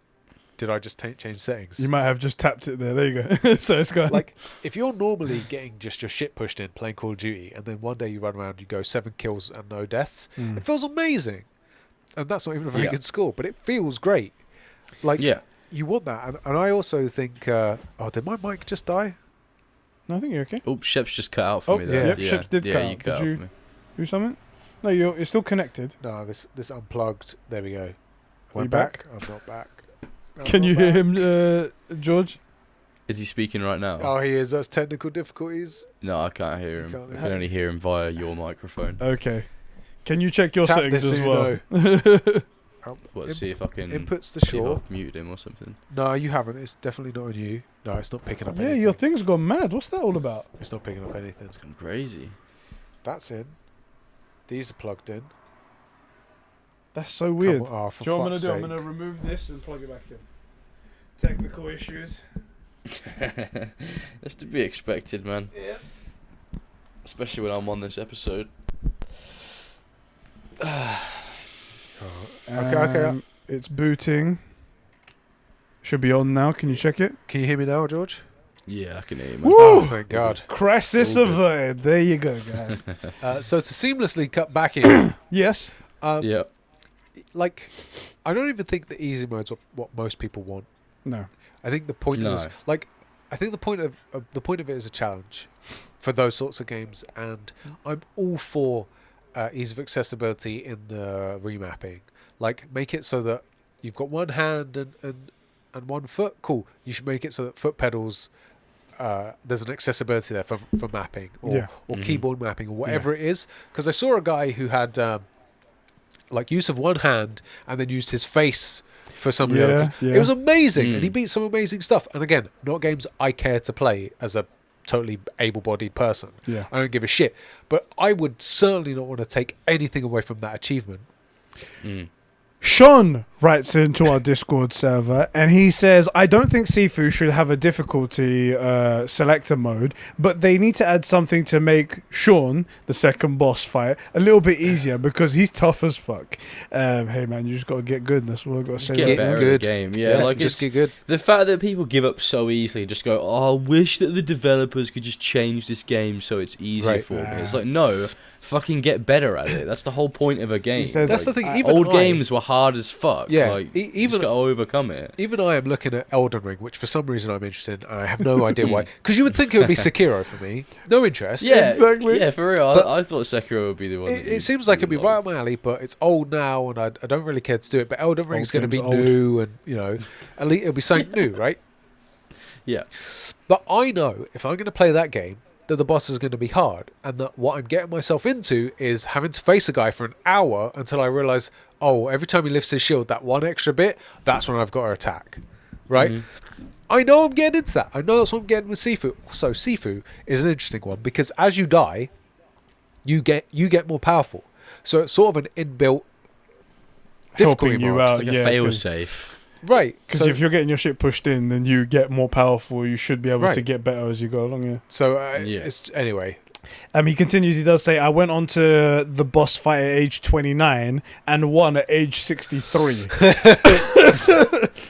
He ain't got long left. So every time you die, does it go up by 1 year? Not Or 1 is year. it- It's It's like a 10-year or no, 5. it it's goes- a weird. It's weird. It's they a weird make it up, number. yeah. It's not like 1 or 2 or 5. It's something like sometimes it's 3, sometimes it's 4 years, sometimes Imagine it's 5 years. Maybe it's based on how you performed in that life. I don't know. Imagine the that. logistics of Imagine it. that you die, and then, like, sort of Dragon Ball Z wise, you go back and retrain and learn a new technique and come back. However long it took you to learn that technique is the age you come back Yeah. at. So if it was an easy technique, like the first one, you learn an easy technique. It took you 3 years Yeah. to master this awesome kung fu move. Yeah. And then the next one, it's some amazing backflip spin kick. That took you 10 years. So that's a 10-year, It's that. see, yeah, that yeah. would be the way I would describe it. Yeah. Yeah.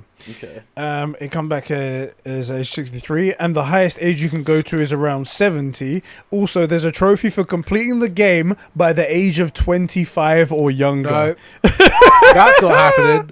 Oh, Dude, I want to play this game so badly and see if I can get the plaque because Mate, like, I you feel like should. this game's right up my alley. It definitely would this be. this is going to be one of those games that you can brag about if you get the plat trophy on Oh this. yeah, I beat Yeah. Sifu. It's going to have a next to thing. It's going to be ultra rare, less than Yeah. 1%. It's going to be so yes, those are the best trophies though. great. They are. I will are. say- the greatest trophies. I feel like obviously you do your stuff because you got a lot of content that you still need to make. Nah, fuck it all. Well, but what I was going to say is, by that time, I do think that they are going to change the block and that movement, the back forward on the analogs. Because look, if you were using the D-pad, it wouldn't be an issue. Yeah. I've played plenty of Tekken and stuff.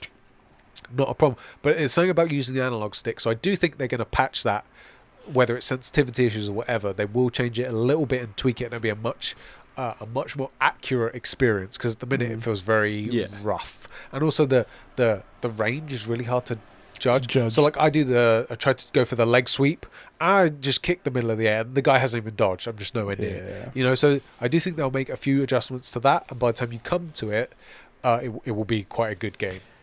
Diogo writes in and he says, Sifu has been a wild ride for me. Overall, really enjoying it. Started out with a decent amount of challenge, but nothing too difficult until the second boss. These guys just need to get good. Mate, the guy's name's Sean. Boss. Come on. Mate, our community is just full of pussy.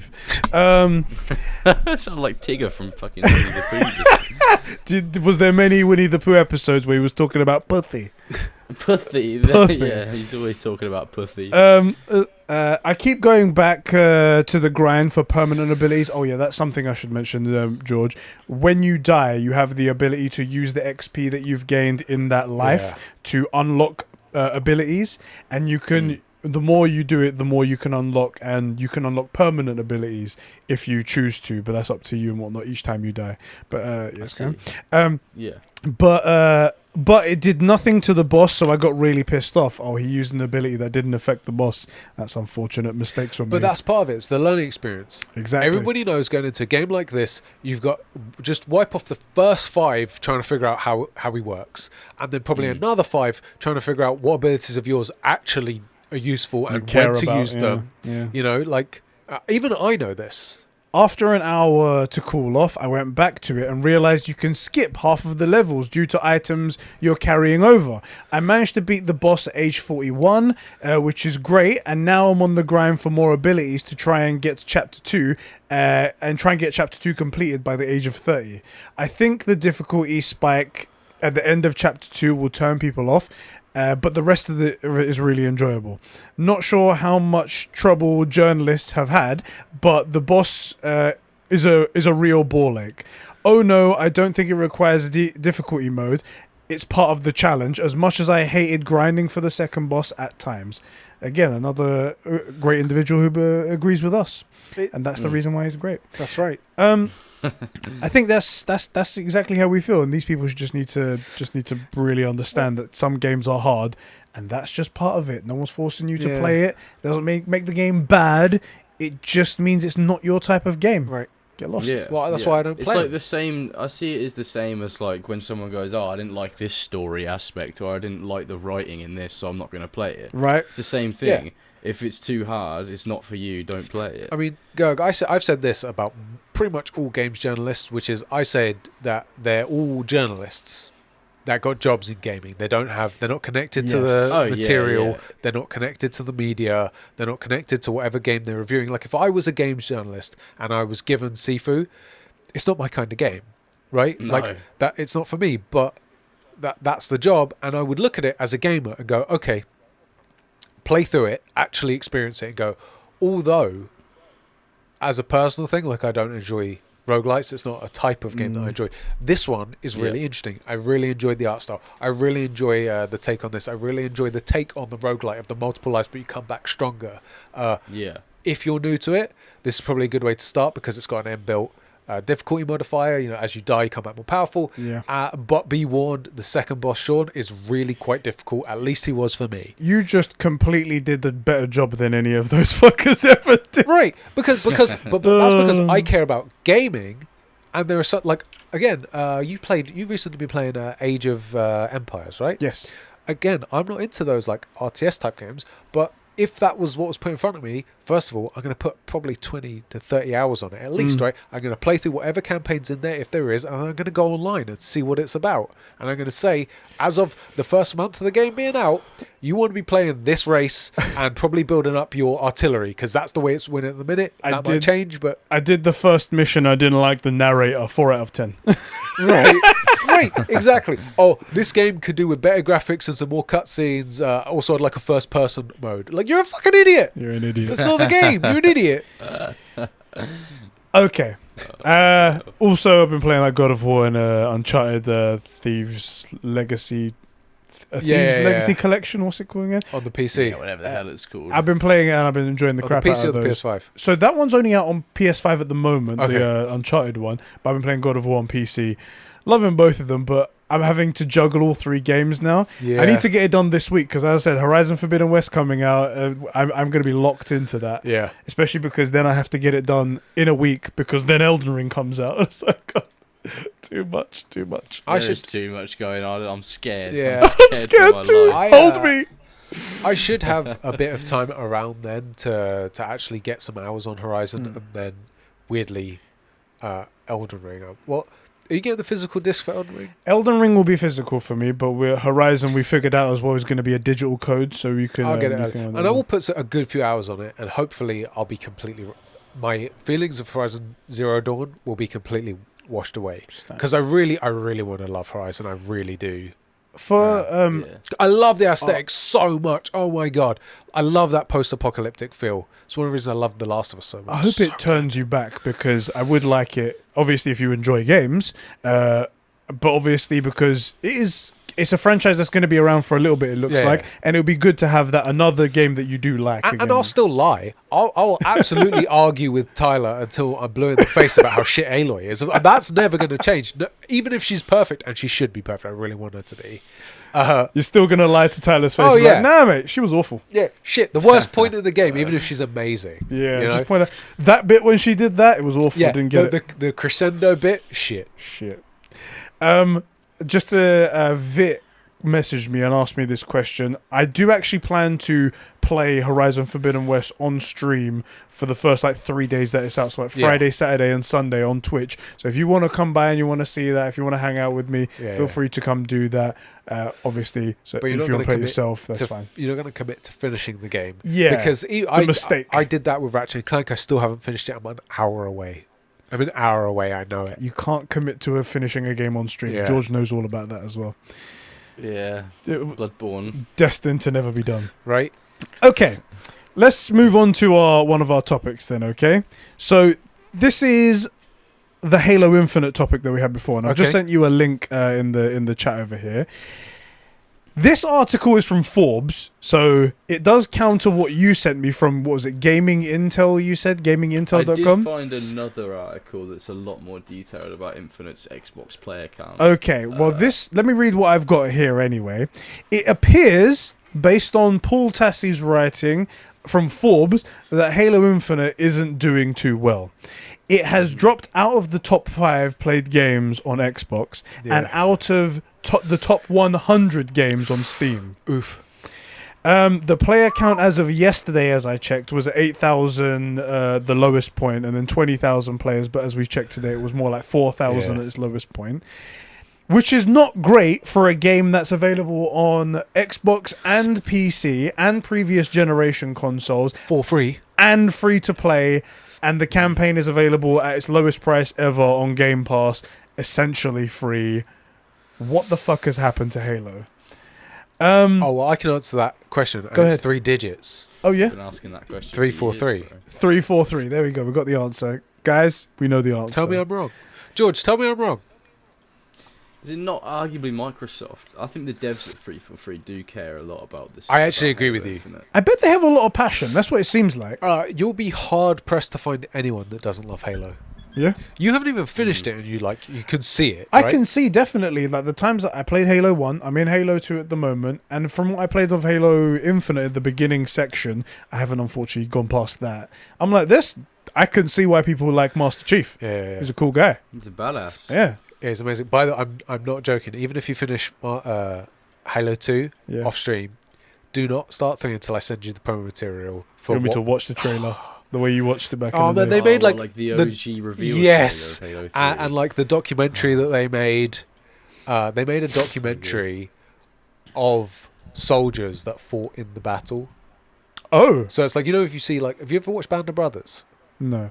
Great show, but at the beginning of every episode, they speak to the real guys. The guys who are the guys. Like, so there's the main guy, Dick Winters. You speak to Dick Winters. Okay. And they ask him how. Yeah, it's amazing. So they made the show. I highly recommend Band of Brothers. It's amazing. At the beginning of every episode, of at least the version I bought on Blu-ray, so you get all the extended stuff. They speak to the guys who you're watching. So they'll say, like, when you were under artillery attack, what was that like? And they'll speak to the guy who you're gonna watch That's in the cool. drama. It's amazing. That's cool. But they did that for Halo 3. So they speak to old soldiers who are like 70 or 80. Yeah. In like 2070, whatever it And is they in were the like, future. what was it like at Yeah, this battle? and they were like, we were pinned down. The brutes had us, cool. but then Chief arrived, and they're sort of remembering stuff. It's so good. It's so good. I That really. sounds really interesting. I'll send it to you, bro. It's so good. You'll vibe with it because you know Yeah, OG whack it Halo. in I will send it to you now. Back it in the chat. There is one thing about this. So, like, the player count seems to be dropping Yeah. by these sources that are fairly reputable. So, not to disparage your sources there, George. But these That's guys right, seem to be quite high up there. And it brings us back to a quote from Dr. Disrespect before Yeah. Halo launched, saying that Halo would be dead in 3 months if it doesn't have a battle royale. Yeah. And we was all like, this guy's chatting some shit. Not every game needs to have battle royale, bruh. Just, get off your fucking, go back to Twitch and play your Warzone, you fucking loser. Get back there. And here we are, less than 3 months later, 2 months after the game has launched, and it's nearly dead. Yeah. So, do we now have to issue an apology to Dr. Disrespect? No. Is that what's happened? Is that what my life has come to? Me personally, I don't think the game is population dwindled because of a lack of battle royale. I agree. It dwindled because 343 and Microsoft didn't respect the audience I they were agree. making the game for. I agree. That's why, and they completely underestimated what the community reaction would be to the way they handled the release of the game. Totally. They were just probably releasing it thinking, oh, we can this It's story's Halo. gonna fly under the It's radar. Halo. People are gonna love Yeah. it because it's Halo, yeah, all that stuff. But no, people at this point are fucking sick of Halo not reaching the potential it could. Yeah. Since Bungie passed it over, like they've yet to make a brilliant Halo game. I think Infinite's the closest we've got to what Bungie built up over all those years. I think it's a fucking great game, but again, it's the delivery of it that really soured the experience. It's that thing I always hear. It's the best of the 343 Halos. It's just. I would argue that in many ways it plays better than Reach. To be honest, Sure, I believe that. the mobility in Infinite is fucking the possibilities. Reach of is- movement It's more is modern. crazy. When did It's Reach come out? It's a Reach is modern old. game in a modern era, Came right? out 2010, September 2010. You're talking a 22-year-old game. Sorry, a 12-year-old game. So Yeah. it's not really fair to compare them. But I agree with you. I've seen the Halo Infinite stuff. It looks like it plays really well. But the issue is Halo isn't just a first-person shooter. It's got a great RTS. story. Exactly. It's got an incredible story. It's got an incredible protagonist. It's got an incredible what do you call it, sidekick character in Cortana or the weapon. Yeah. Like, there's more to it than just making a good moving shooter, And I think that. Well, also forgetting that, right? Because they sort of split it up, which again I have big issues with not having a campaign, not having Forge, not having co-op, because then you don't. That's not Halo. But No firefight. right, all that like stuff. that Halo has a bunch of features and it's important for them. Like co-op is a thing. It's big to me. So same. Yeah, Right. I think if you ask any long-term Halo fan if co-op's important to them, I think they'll say yes. Absolutely. And then the real thing for me is maybe I would have tolerated that, and I don't have an Xbox. I'm not playing it, but like if I was as a Halo fan looking at it, going, would I get it? Like, Yeah. there's no progression system. There's no like even Call of Duty. You jump in like a TDM and like you get stuff and you get rewarded for your headshots. You get rewarded for getting good kills. You get XP. You level up. You start unlocking stuff. And that's just not really a thing. Yeah. And that's a massive mistake. I want that dopamine of getting a Killionaire, and it means something. That without that, I wouldn't have leveled up this game. But I'm at level 39, and that's the thing that made me hit 40. you know, and now at 40 I unlocked a cool new helmet, a sick new weapon skin, and you know, and I'm leveling up. Yeah. And then I might go, oh, you know what, I do really like that samurai skin, maybe I'll buy it, right? But without any progression, you know, I want to do a level 10th level prestige or something. Like, that's people, it's a thing. Why would you take that away? What's interesting about the progression system is that was probably one of the biggest things that people complained about in the beta and then at launch. Yeah. And they said they were looking into it, but then that was it. There was no other word about what's going to happen with it. And unfortunately, it was what we feared, I think, is that the progression system is so hard locked and tied into the monetization system they've made, and how egregious that is and how heavy it is to push you to that. Yeah. But they can't change it. And that's why we haven't heard anything else from them. We did get an update a couple of days ago saying that they have delayed the roadmap that they originally laid out for Co-op and Forge. Of course they have. Co-op and Forge, we was going to get an update in January, and then at the first week of February they said, we're still working on it. We've unfortunately had to delay our announcement of what's going to be happening, so stay tuned. That's still coming the down thing is, the line. The progression system stuff doesn't make any sense, because you could have easily made an argument that, like, Halo is a skill-based game for the multiplayer stuff. It's always been that way. So you make it, so you say, look, progression takes a long time. We've made it a skill-based game. The point of this is so that you get better. Like, it's a pro game. We want a high skill ceiling. But then you also do things like you have a progression system that you can grind your way through. You reward people for kills. You give them double points if they kill them with a headshot. You give them 1.5 times points if you kill them with a power weapon. Stuff like that. But yeah, you make it so that it's not painful to do it without microtransactions. But like, if you're going to be playing this for a long time, you might want to buy a couple of things. It's up to you. Like, when I'm not such a cool boast, but I was playing a Fortnite for a bit. I bought the Battle Pass once, and through playing it enough, you gain enough points to repurchase the Battle Pass, and you can get some skins and stuff, right? You can grind your way through it. That's the way it should be, you know? And especially when it comes through, again, we have to think about where this game came from. It came from Microsoft. And Microsoft are touting every other day how they are so much better than every other company out there, being pro-consumer and for the gamer, and giving away games for free on Game Pass. And then they have this completely opposite stance on the progression system and microtransactions in Halo. It's their most treasured IP. It's just so weird. Easily. And the weird thing, the ironic thing, is that if they had a progression system and made it less sort of like predatory in terms of microtransactions, that encourages people to be on the game, and that gives them more opportunity to buy stuff, for them to come up with a skin or a weapon skin or something that someone really wants, and they go, you know, I've put in 40 hours, I'm going to put in at least another 40. I really do want that skin, and it's a really reasonable price. It's only like $5 or something. Do you know what? Yeah, I'm going to get it because I really like that. You know? Private Dingleberry. Opposed to like selling fucking Halo Reach armor for like £10. Stupid, isn't it? The pricing's so off as well, isn't it? So expensive. Private Dingleberry writes into our Patreon, just like you guys can if you want to become a patron over at patreon.com/Conbrosations. And he says, I have just recently played through the entire Halo series for the first time, and I gotta say, Infinite genuinely blew me away. Although Combat Evolved and ODST are by far my favorite. 4 on 5 are some of the worst games I've ever played, and I don't think it was possible for 343 to knock it out of the park like they did. But they really have done it for me.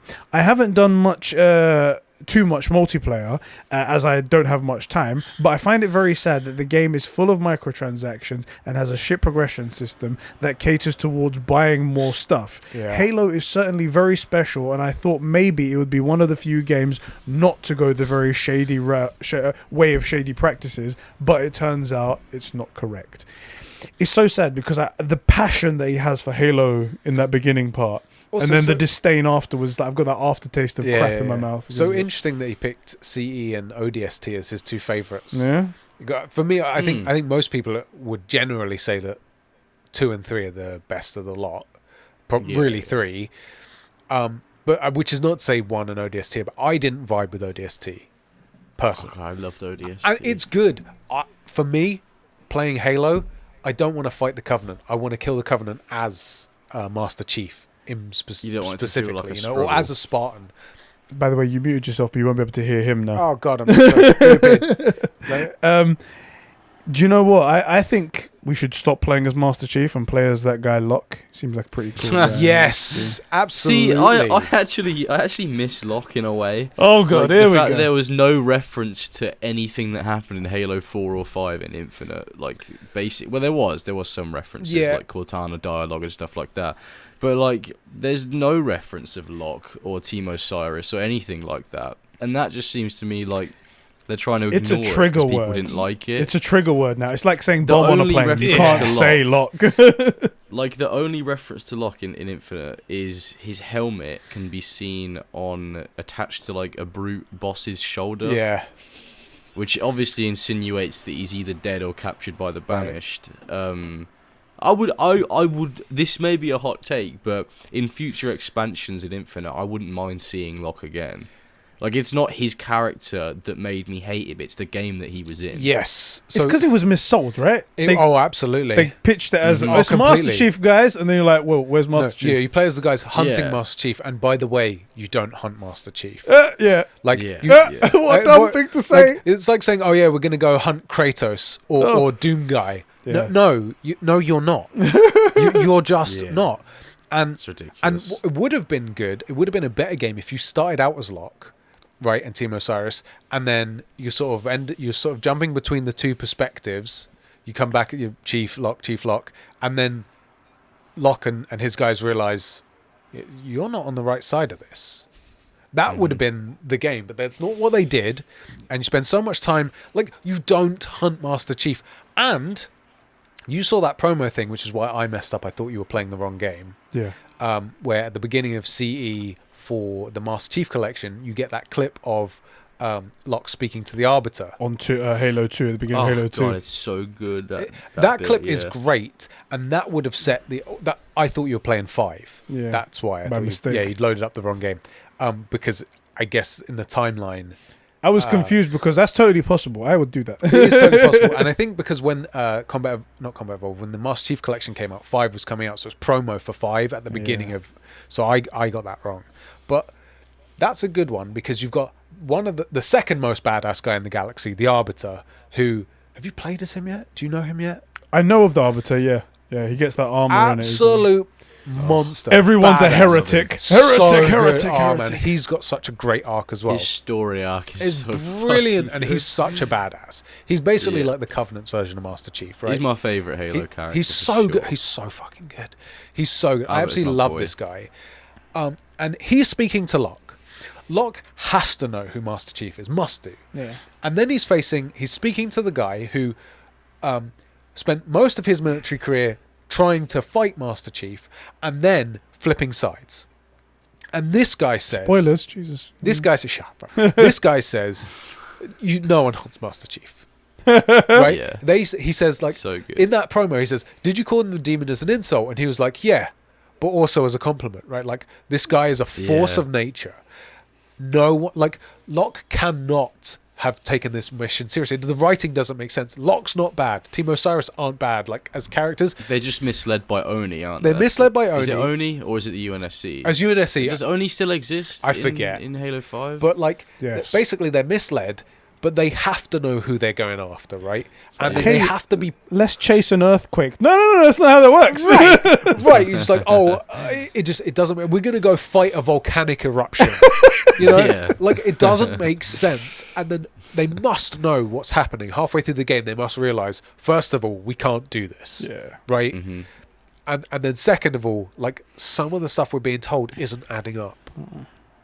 It's just, oh my god, so frustrating. Oh my days. Tailgate writes into a Discord server and Sorry he says for the rant. about Halo Infinite's decline, speaking as more of a more recent Halo fan who got to play through the other games this January for the first time, it's pretty sad actually. Infinite is a game with a lot of potential. Infinite is one of those chill games I have found when I don't know what to play. I occasionally dip into the multiplayer. 343 has a lot of good ideas in concept and just failed to execute them well a lot of the time. I want Infinite to succeed, as I said, as it has the potential to be a great game someday, But it's annoying. Microtransaction store, and most of the cool customizations being locked behind a paid battle pass is annoying. Yeah, It's Battlefront 2 all over again. Yeah, Battlefront 2 was atrocious for the first year because they had to gut the game to get the microtransactions out, predatory microtransactions out. But by the end of it, it was a great game, and it was so true to Star Wars. It felt so good, but it died well before it got to that point. And even when people kept coming back to it, it was just so low and not what you would have expected. It's so sad to see some incredible IPs and some incredible games just kill themselves off trying to rinse money out of people, you know? Yeah, it's like one of the biggest problems of the industry these days is that, to be honest. Just squandered potential as a result of desperately clawing for as much money as they can get. Yeah. All right, I'm going to try and breeze through a couple of topics that we got going on here. So, since we last spoke, GTA 6 is officially confirmed to be in active development. The GTA YouTubers are finally posting genuine shit. Not just like, oh, I've got GTA 6 and it's a fake box or anything like that. Finally, they've got something to talk about. Honestly, that's all it was. It was just them saying it's in active development. Could be 5 years away, could be 6 years away. No one knows. GTA Online is just going to continue to make the money, so that's good enough for them. I absolutely believe that they said it's coming out to get people back on GTA 5, and it will be years and years in development. We took a little bit of a dip. GTA guys, let's go GTA 5. Let's give it to. Also, they got the advanced and was it expanded and enhanced edition coming out soon? So they're going to get a lot of money from that. Oh God. Yeah, it's quite bad. And speaking of Rockstar, Take-Two's CEO Strauss Zelnick said that we are highly convinced there is an opportunity for NFTs to fit within Take-Two's offerings in the future. Yes! When you hear Take-Two and EA and Ubisoft talk about NFTs, you just know it's going to go a good way. You just know it's going to be great. You just see the dollar signs in their eyes as they're saying that. That's all they're thinking about. That was sent in by Zach Acino, so thank you very much for that, Zach. Also on NFT front, Ubisoft are giving away free NFTs to their employees because they know that when they get sold, they get a cut from them. That's the reason why they're doing that. Also, I bet they're saying it's like, stock options for the company. Like, oh, we're giving you Ubisoft, like it's like the new version of stock options. They don't have to give them any real options. What's really funny about that is that I think it's like they did a company-wide discussion and they were all like, no, we don't like NFTs in our games, we just want to create good games, that's all we care about. And then they went, here, have them for free. It's like, for fuck's sake, listen to the words we're saying. We don't want it. Don't want it. This is quite an interesting one. New details on the PlayStation exclusive game from Haven Studios under Jade Raymond. Classic Jade Raymond. Classic Jade making games. The creator of Assassin's Creed. That's the reason why she's great, because she made that terrible mess. Facts. Hey, it was good. Listen, go speedrun an Assassin's Creed game with a terrible parkour or whatever's going on. The game that she's working on will apparently be one of the 10 live service games that Jim Ryan spoke of. Yeah. It will be available on PlayStation 5 and PC. Being developed in collaboration with none other than Mark Cerny. Gaming. Mark Cerny was a producer as well on, I just found out, on Spider-Man and Death Stranding. Yeah. Which is fucking, I didn't know he was involved in that, but that's really cool. I'm not surprised, and I bet this comes from a tech aspect. I bet there's going to be some unusual, and probably minor, you won't even notice it, but something where you're like, man, this is so good, you can't put your finger on it. The guy's a wizard, and it's clear that those games were very technically amazing, so you can tell his fucking input in that. And apparently the studio has tripled in size since March 2021. It looks like it's going swimmingly over there. Apparently the game's not going to come out until like 2023, 2024 or something like that, so we still got some time. But are you excited, George, for your favourite Jade Raymond to be coming back? Yeah, it'll probably be pretty nostalgic to see her talking about games again. Yeah. For sure. I'm interested to see what exactly these 10 fucking live service games are, because I feel like that's a little bit too much. Mate, we said that on the last podcast. We were like, it's gonna be mobile. We've made Bungie. We've made the Bungie acquisition. They were like, oh, by the way, we're going to use their technology to make 10 live service games within the next 3 years or 4 years. They said, yeah, and we're like, oh, for fuck's sake, like PlayStation. You clearly know what people want Yeah. by making great stories. Why are you doing this? I'm not saying they can't have like a couple of Yeah. good live Yeah. service games, but like I think they're going to hit up the mobile of space because mobile games, Yeah. freemium mobile games, print money, and I think they might just be saying, okay, let's print money here because it's an aspect of the market that we're not super into. and then at the minute. redirect it. Right, exactly, and make like Yeah. Last of Us 3 or whatever they're going to actually do. Make it like it gets An all the actual, budget yeah. it needs. That's what Yeah. we was hoping, that maybe they'll do something on the side that won't affect us, and then the budget will come to us. But Sheps said that he actually wants this to happen. This is a direct quote. He Absolutely wants what I said. Yeah. Last of Us 3 to be a live service game, and I was like, how? I can't believe you would say that. It's just clearly another Sheps take. Wait, what? First of all, how That's dare you? not That isn't what I said. But I did say with like the Destiny thing, like the picture I painted before, where instead of vaulting stuff, what you could do is have like a hub, right, where say it's like a hospital, whatever, and then when you do new DLC or a new thing, that just so many infected and clickers and bloaters overrun the place, and even if you were to get enough people together to wipe them out and get deep enough in it before everything respawns, well, there's nothing there. Everybody left, right? You maybe get an achievement or something, there's some random stuff in there, but it's not a lot, and so it's not vaulted. It just makes sense that it's not been there, and then if it comes back, they just do a little cutscene and say, we're making a big push, we're taking back the hospital, you see that it's done, and then you come back and you've got the hospital, right? Yeah, he wants to remove the story and make it multiplayer. That's what he wants. And right in there. particular, I want to remove all Sounds females. all the females. Yes, That's a yes, big please. point. Make it a good Get game. rid of Abby. What? Don't Get like rid of Ellie, Abby, in all Dina, seriousness, needs to go. So let's just be honest with that. all of it. Even female Yeah, I animals. I like think all the Abby. horses, all the dogs, they Course all you need to be would. male. Yeah, they all do need to. The horses do need to be male. We do need Facts. the horses male. Yeah, of course you would like Abby. You want to get dominated by a big muscly chick. Of course I you don't do. mind Not Abby. really. I don't mind Abby. Alright. Death by snoo snoo. You don't have a choice. She's gonna do it. Okay, she's gonna do it.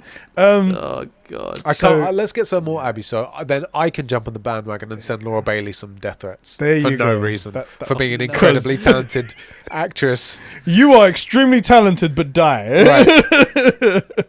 Um. Or maybe you should kill me, crush me between those thighs, mummy, Oh, try and muscle do that. mummy or something. Yeah. This is lovely. This is lovely right here. Yes, please, Laura Bailey. I simp Laura Bailey for reals. Yeah. For reals, yeah. All right. Our final, I think, story that I've got here: Assassin's Creed Valhalla expansion is going standalone. Yes. Apparently, later this year, you can get a title featuring Basim or Basmim or whatever you call our it. favorite character. Favorite character in a smaller scope than usual than AC titles game standalone. Yeah, it's set in a city, isn't it? Yes. Did I And, also- You can't try and win us back with that now. I also heard that they're Too gonna fucking long. they're gonna focus on it being a stealth based game. apparently, they're going to yeah, introduce this using the brand current new, engine, which sucks. They're going to introduce this brand new feature into Assassin's Creed where stealth is a I priority. wonder if they'll do something where like you have to kill people. Maybe Maybe, you know, Like in the assassinate shadows. them. Maybe you yeah. can use like a concealed blade. That and would kill be people cool. Without being detected. this is a great Wow. brainstorming session, guys. Concealed isn't the right name. Sorry, I think hidden might be a better A word. hidden Yeah, blade, hidden- yes. Hidden So blade. that's it. Yeah, that sounds. Now, would you cool. make it a one-shot kill, or like if you get the assassination right, it's a one-shot? Nah, right? it should be a You couple. can't make it a one-shot. It's kill. OP, innit? man. It's an Okay. RPG. Come on. You need to have numbers pop off when you do it. Right, isn't there it? you go. Oh god. You're the person you look up to the most, your idol in life, Yes. James, your brother. Yeah. Well, I wouldn't say I look up to him. He's very short. Hey, Oh. short Joe. James is Hey. a reasonable height. Anything much Sorry, above that I is had just to take showing the off. low-hanging fruit there because James can't do it for himself. Oh no! He can't even reach the low hanging fruit. That's the joke. That was the joke. because he's very short. Because he's short, and the low-hanging fruit would still be tall to Oh, him because he's good joke, I like vertically it. challenged. Jesus, Got it. Jesus. The levels on this joke. I can't reach the higher levels. Okay. He says, translation to this Ubisoft thing, a 50-hour game with only half the microtransactions. You play as Loki in Helheim and press the crouch button sometimes while enemies detect you through walls. It's the AC dream. I get the He's feeling probably like right. it's just gonna be an absolute mess of a game. Oh. I don't know what Ubisoft are doing with the Assassin's Creed IP, but they are Neither do ripping they. it to pieces. Neither do they. They're making a fucking game set in where was it? Where was the game set? God, if only I knew. All I know is that it's a standalone one, and it's I think featuring this that Basim guy. It's where Basim lived in like. Let me pull it before he up. was, I do have it. when he was a younger man. I do have it. Hold on, let me pull it up. The tweet that James quoted is where I'm pretty sure it says. Hold on. Okay, so Bloomberg, Ubisoft have turned Assassin's Creed Valhalla expansion into a standalone thing featuring Basim in a smaller scope than usual AC mainline. It doesn't say it in here. Oh wait, let me go to. See if you can find it. Let me find it.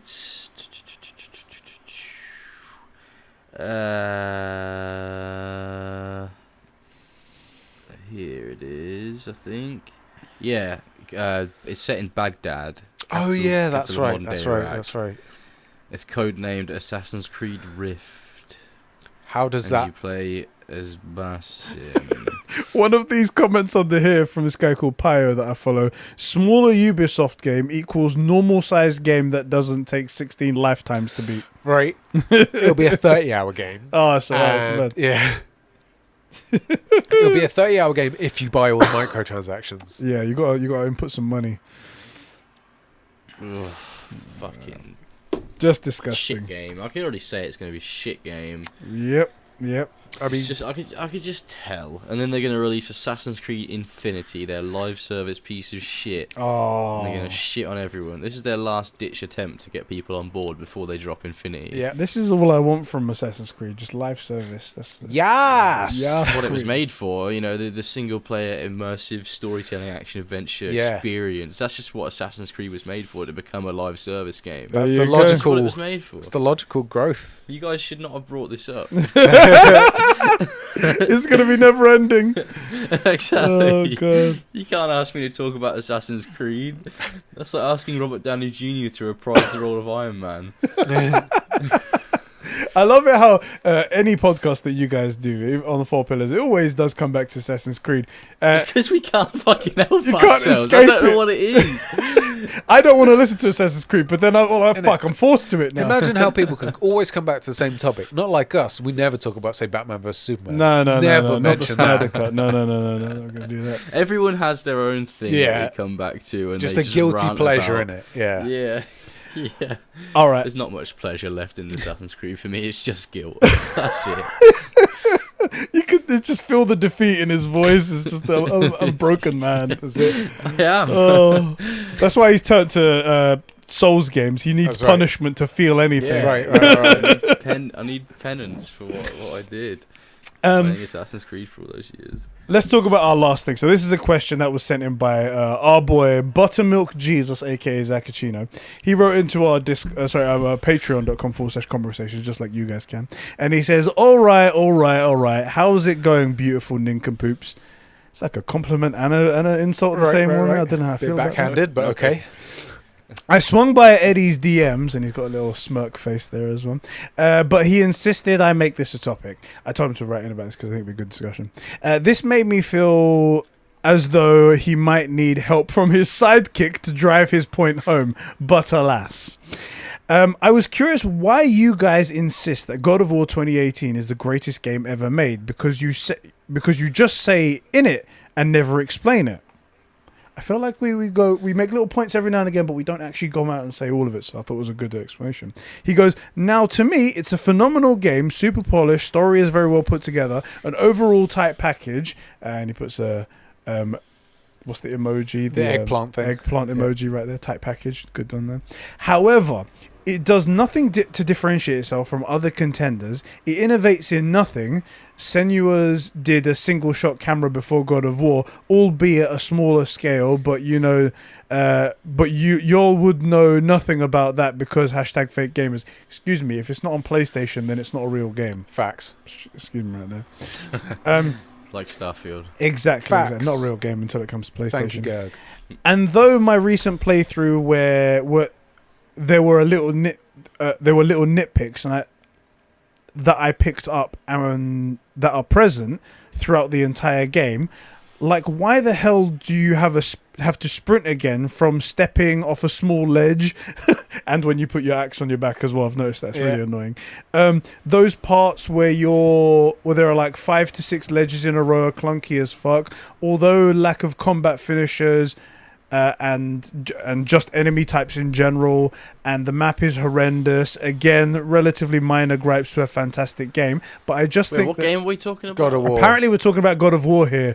We can disagree in a second on what he's saying. Oh, we're gonna. Listen, you're awful. You said no finishers. What is he on about? He's saying lack of finishers, although I think there's a lot of finishers. I thought that was a fair few. Those runic abilities are a lot. Yeah. Anyway, Sure. I think maybe he means that, when you get that red circle appear and then you hit the R3 button. I think that's what he's thinking about specifically. Okay. Which there are only a few of those. There are. Yeah. That's fair enough. But I think that the game is fantastic and well polished game that doesn't do much to push the envelope. I just want to know your reasoning, because there are 72 games ranked higher than it on Metacritic, and ultimately, as time passes, I don't think it'll be remembered with your Ocarina of Times, your Final Fantasy VIIs, your Super Mario Bros, but just another great... Let's do the Nintendo shill. Yeah, exactly. Shill! He mentioned Final Fantasy, but that's not even...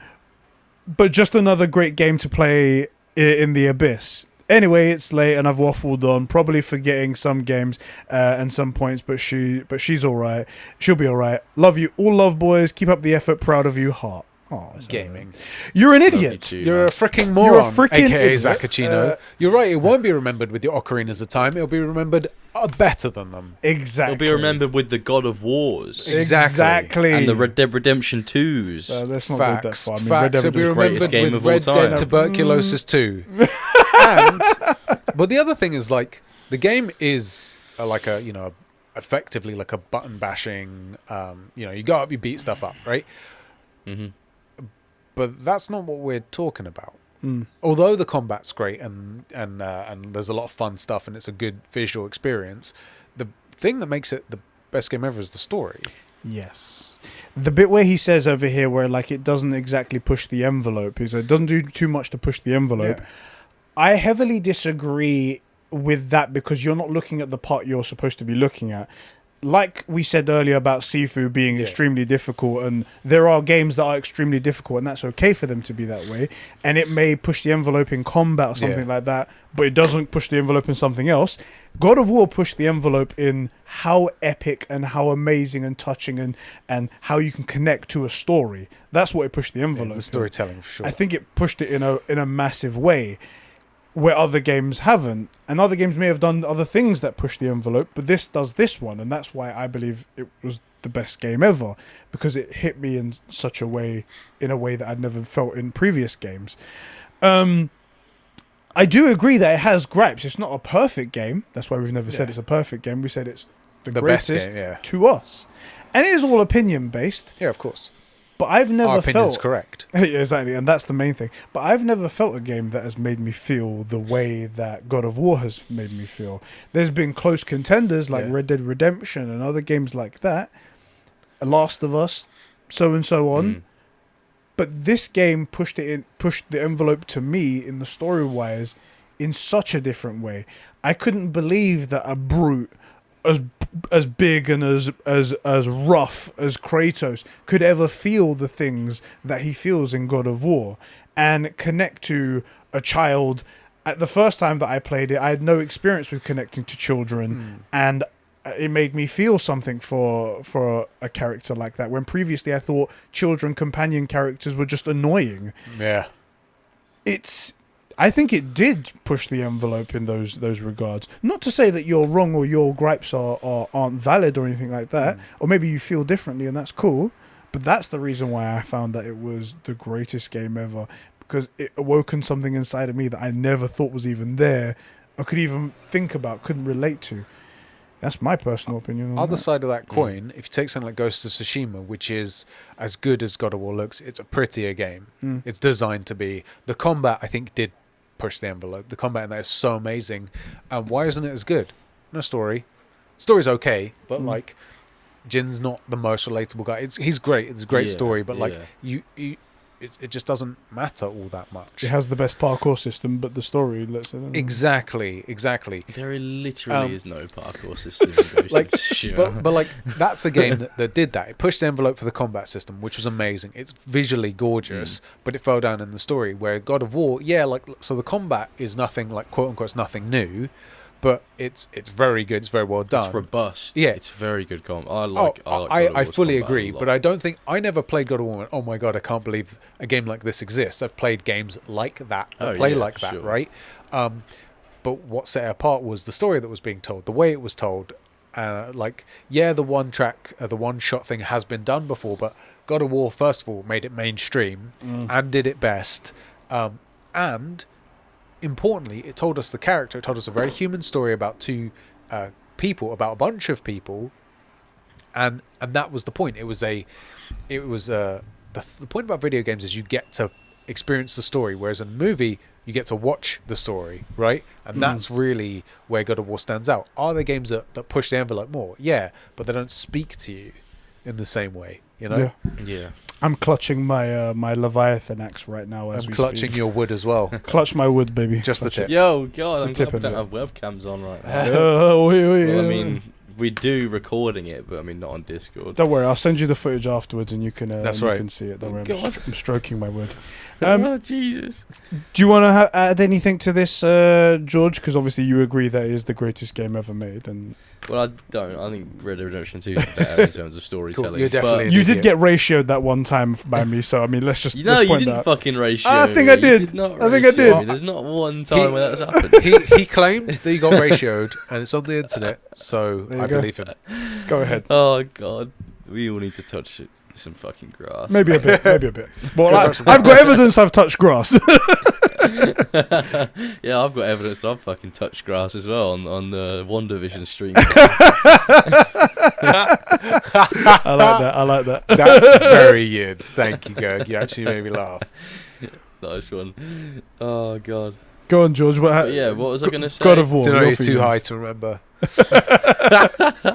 I think it's a great game. Yeah, it's good. I like it. I loved it. I don't know what else to say about it. I've Done. talked about God Yeah. of War so fucking much. Fair Like, I don't think there's anything that I haven't said about this game. Like, it's fantastic. I can't wait for God of War Ragnarok. Yeah. Ooh. Especially with all that shit. Like, it was very interesting in the trailer, seeing Atreus slightly older. Yeah. I thought that was very cool. Yeah. I'm interested to see how that father-son bond strengthens or becomes severed Yeah. entirely, because Kratos may die. I mean, that's the point as well, isn't it? Like, the point of the game is not like the combat and the gameplay itself. It's that's how it starts to get you in. But soon, you're invested in the characters and the relationship. You're playing the game to see how these two people develop and grow together, not to Exactly. fight the bosses, which, by the way, are great. The Valkyries are great fights. The boss fights, dragon. they're all good fights, Oh, man. They're dragon's all good. good They're fights. so good. So Yeah. The one thing that I do love about the delayed release of God of War on PC is just so many people are coming up to me as the God of War guy, Yeah. and they're like, Ed, so what happens in this bit? Is this like going to happen? Is that going to happen? And Vit is playing it, and he's asking me about the Valkyries and stuff like. He did what you did, Of course. Fucking, he as soon as he got the ability to access the Valkyries, he's going finding the Valkyries. Like, no, don't be a Sheps, don't be a Sheps. Finish the main That's the way story, and then fucking play Yeah. the fucking thing. Don't, because trust me. Why? Okay. the only reason I didn't, I can't remember if you can access the Valkyrie Queen, but I was like, how do you get this chick out here? And you were like, no, for real, that's endgame spoilers. And I hate spoilers more than I enjoy like Yeah. looking around. So I was like, fine, I'll do the main story then.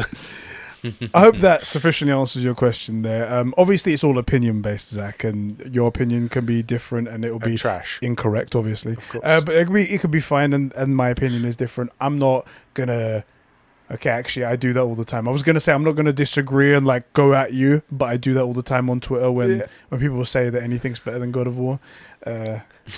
It's a great Don't game. trust me. My words are just not. They Right. don't mean anything. I think ultimately what we've said is you're an idiot. You need to go back and replay the whole game Do it now. because you obviously weren't paying attention. I can see that from your homework. The guy's got 2 ultra wide monitors, and he's been sending me pictures of it, and I'm so jealous. Go play it on that. It's got ultra wide support. Go and do it. Yeah, do Go it. and do it. Okay, one final thing from Alpha Aquele. He writes in about the easy mode that we wrote before. He wrote Yeah. in on patreon.com/conversations. And he says, glad to see that Tyler has now been replaced by Gerg, the true gamer that he is. Whee. On easy mode, while it could be nice to have an easy mode if you're an unskilled gamer, I think it might be easier to cater for the game with the difficulty set in mind, so that the challenges are intentional, unless it's a bug, and the game system works better. Difficulty modes would lend themselves well to a system with health bars and damage numbers, which is not what I want from a game. There are probably ways to make separate difficulty modes with more in-depth differences, but that would be more resourceful intensive.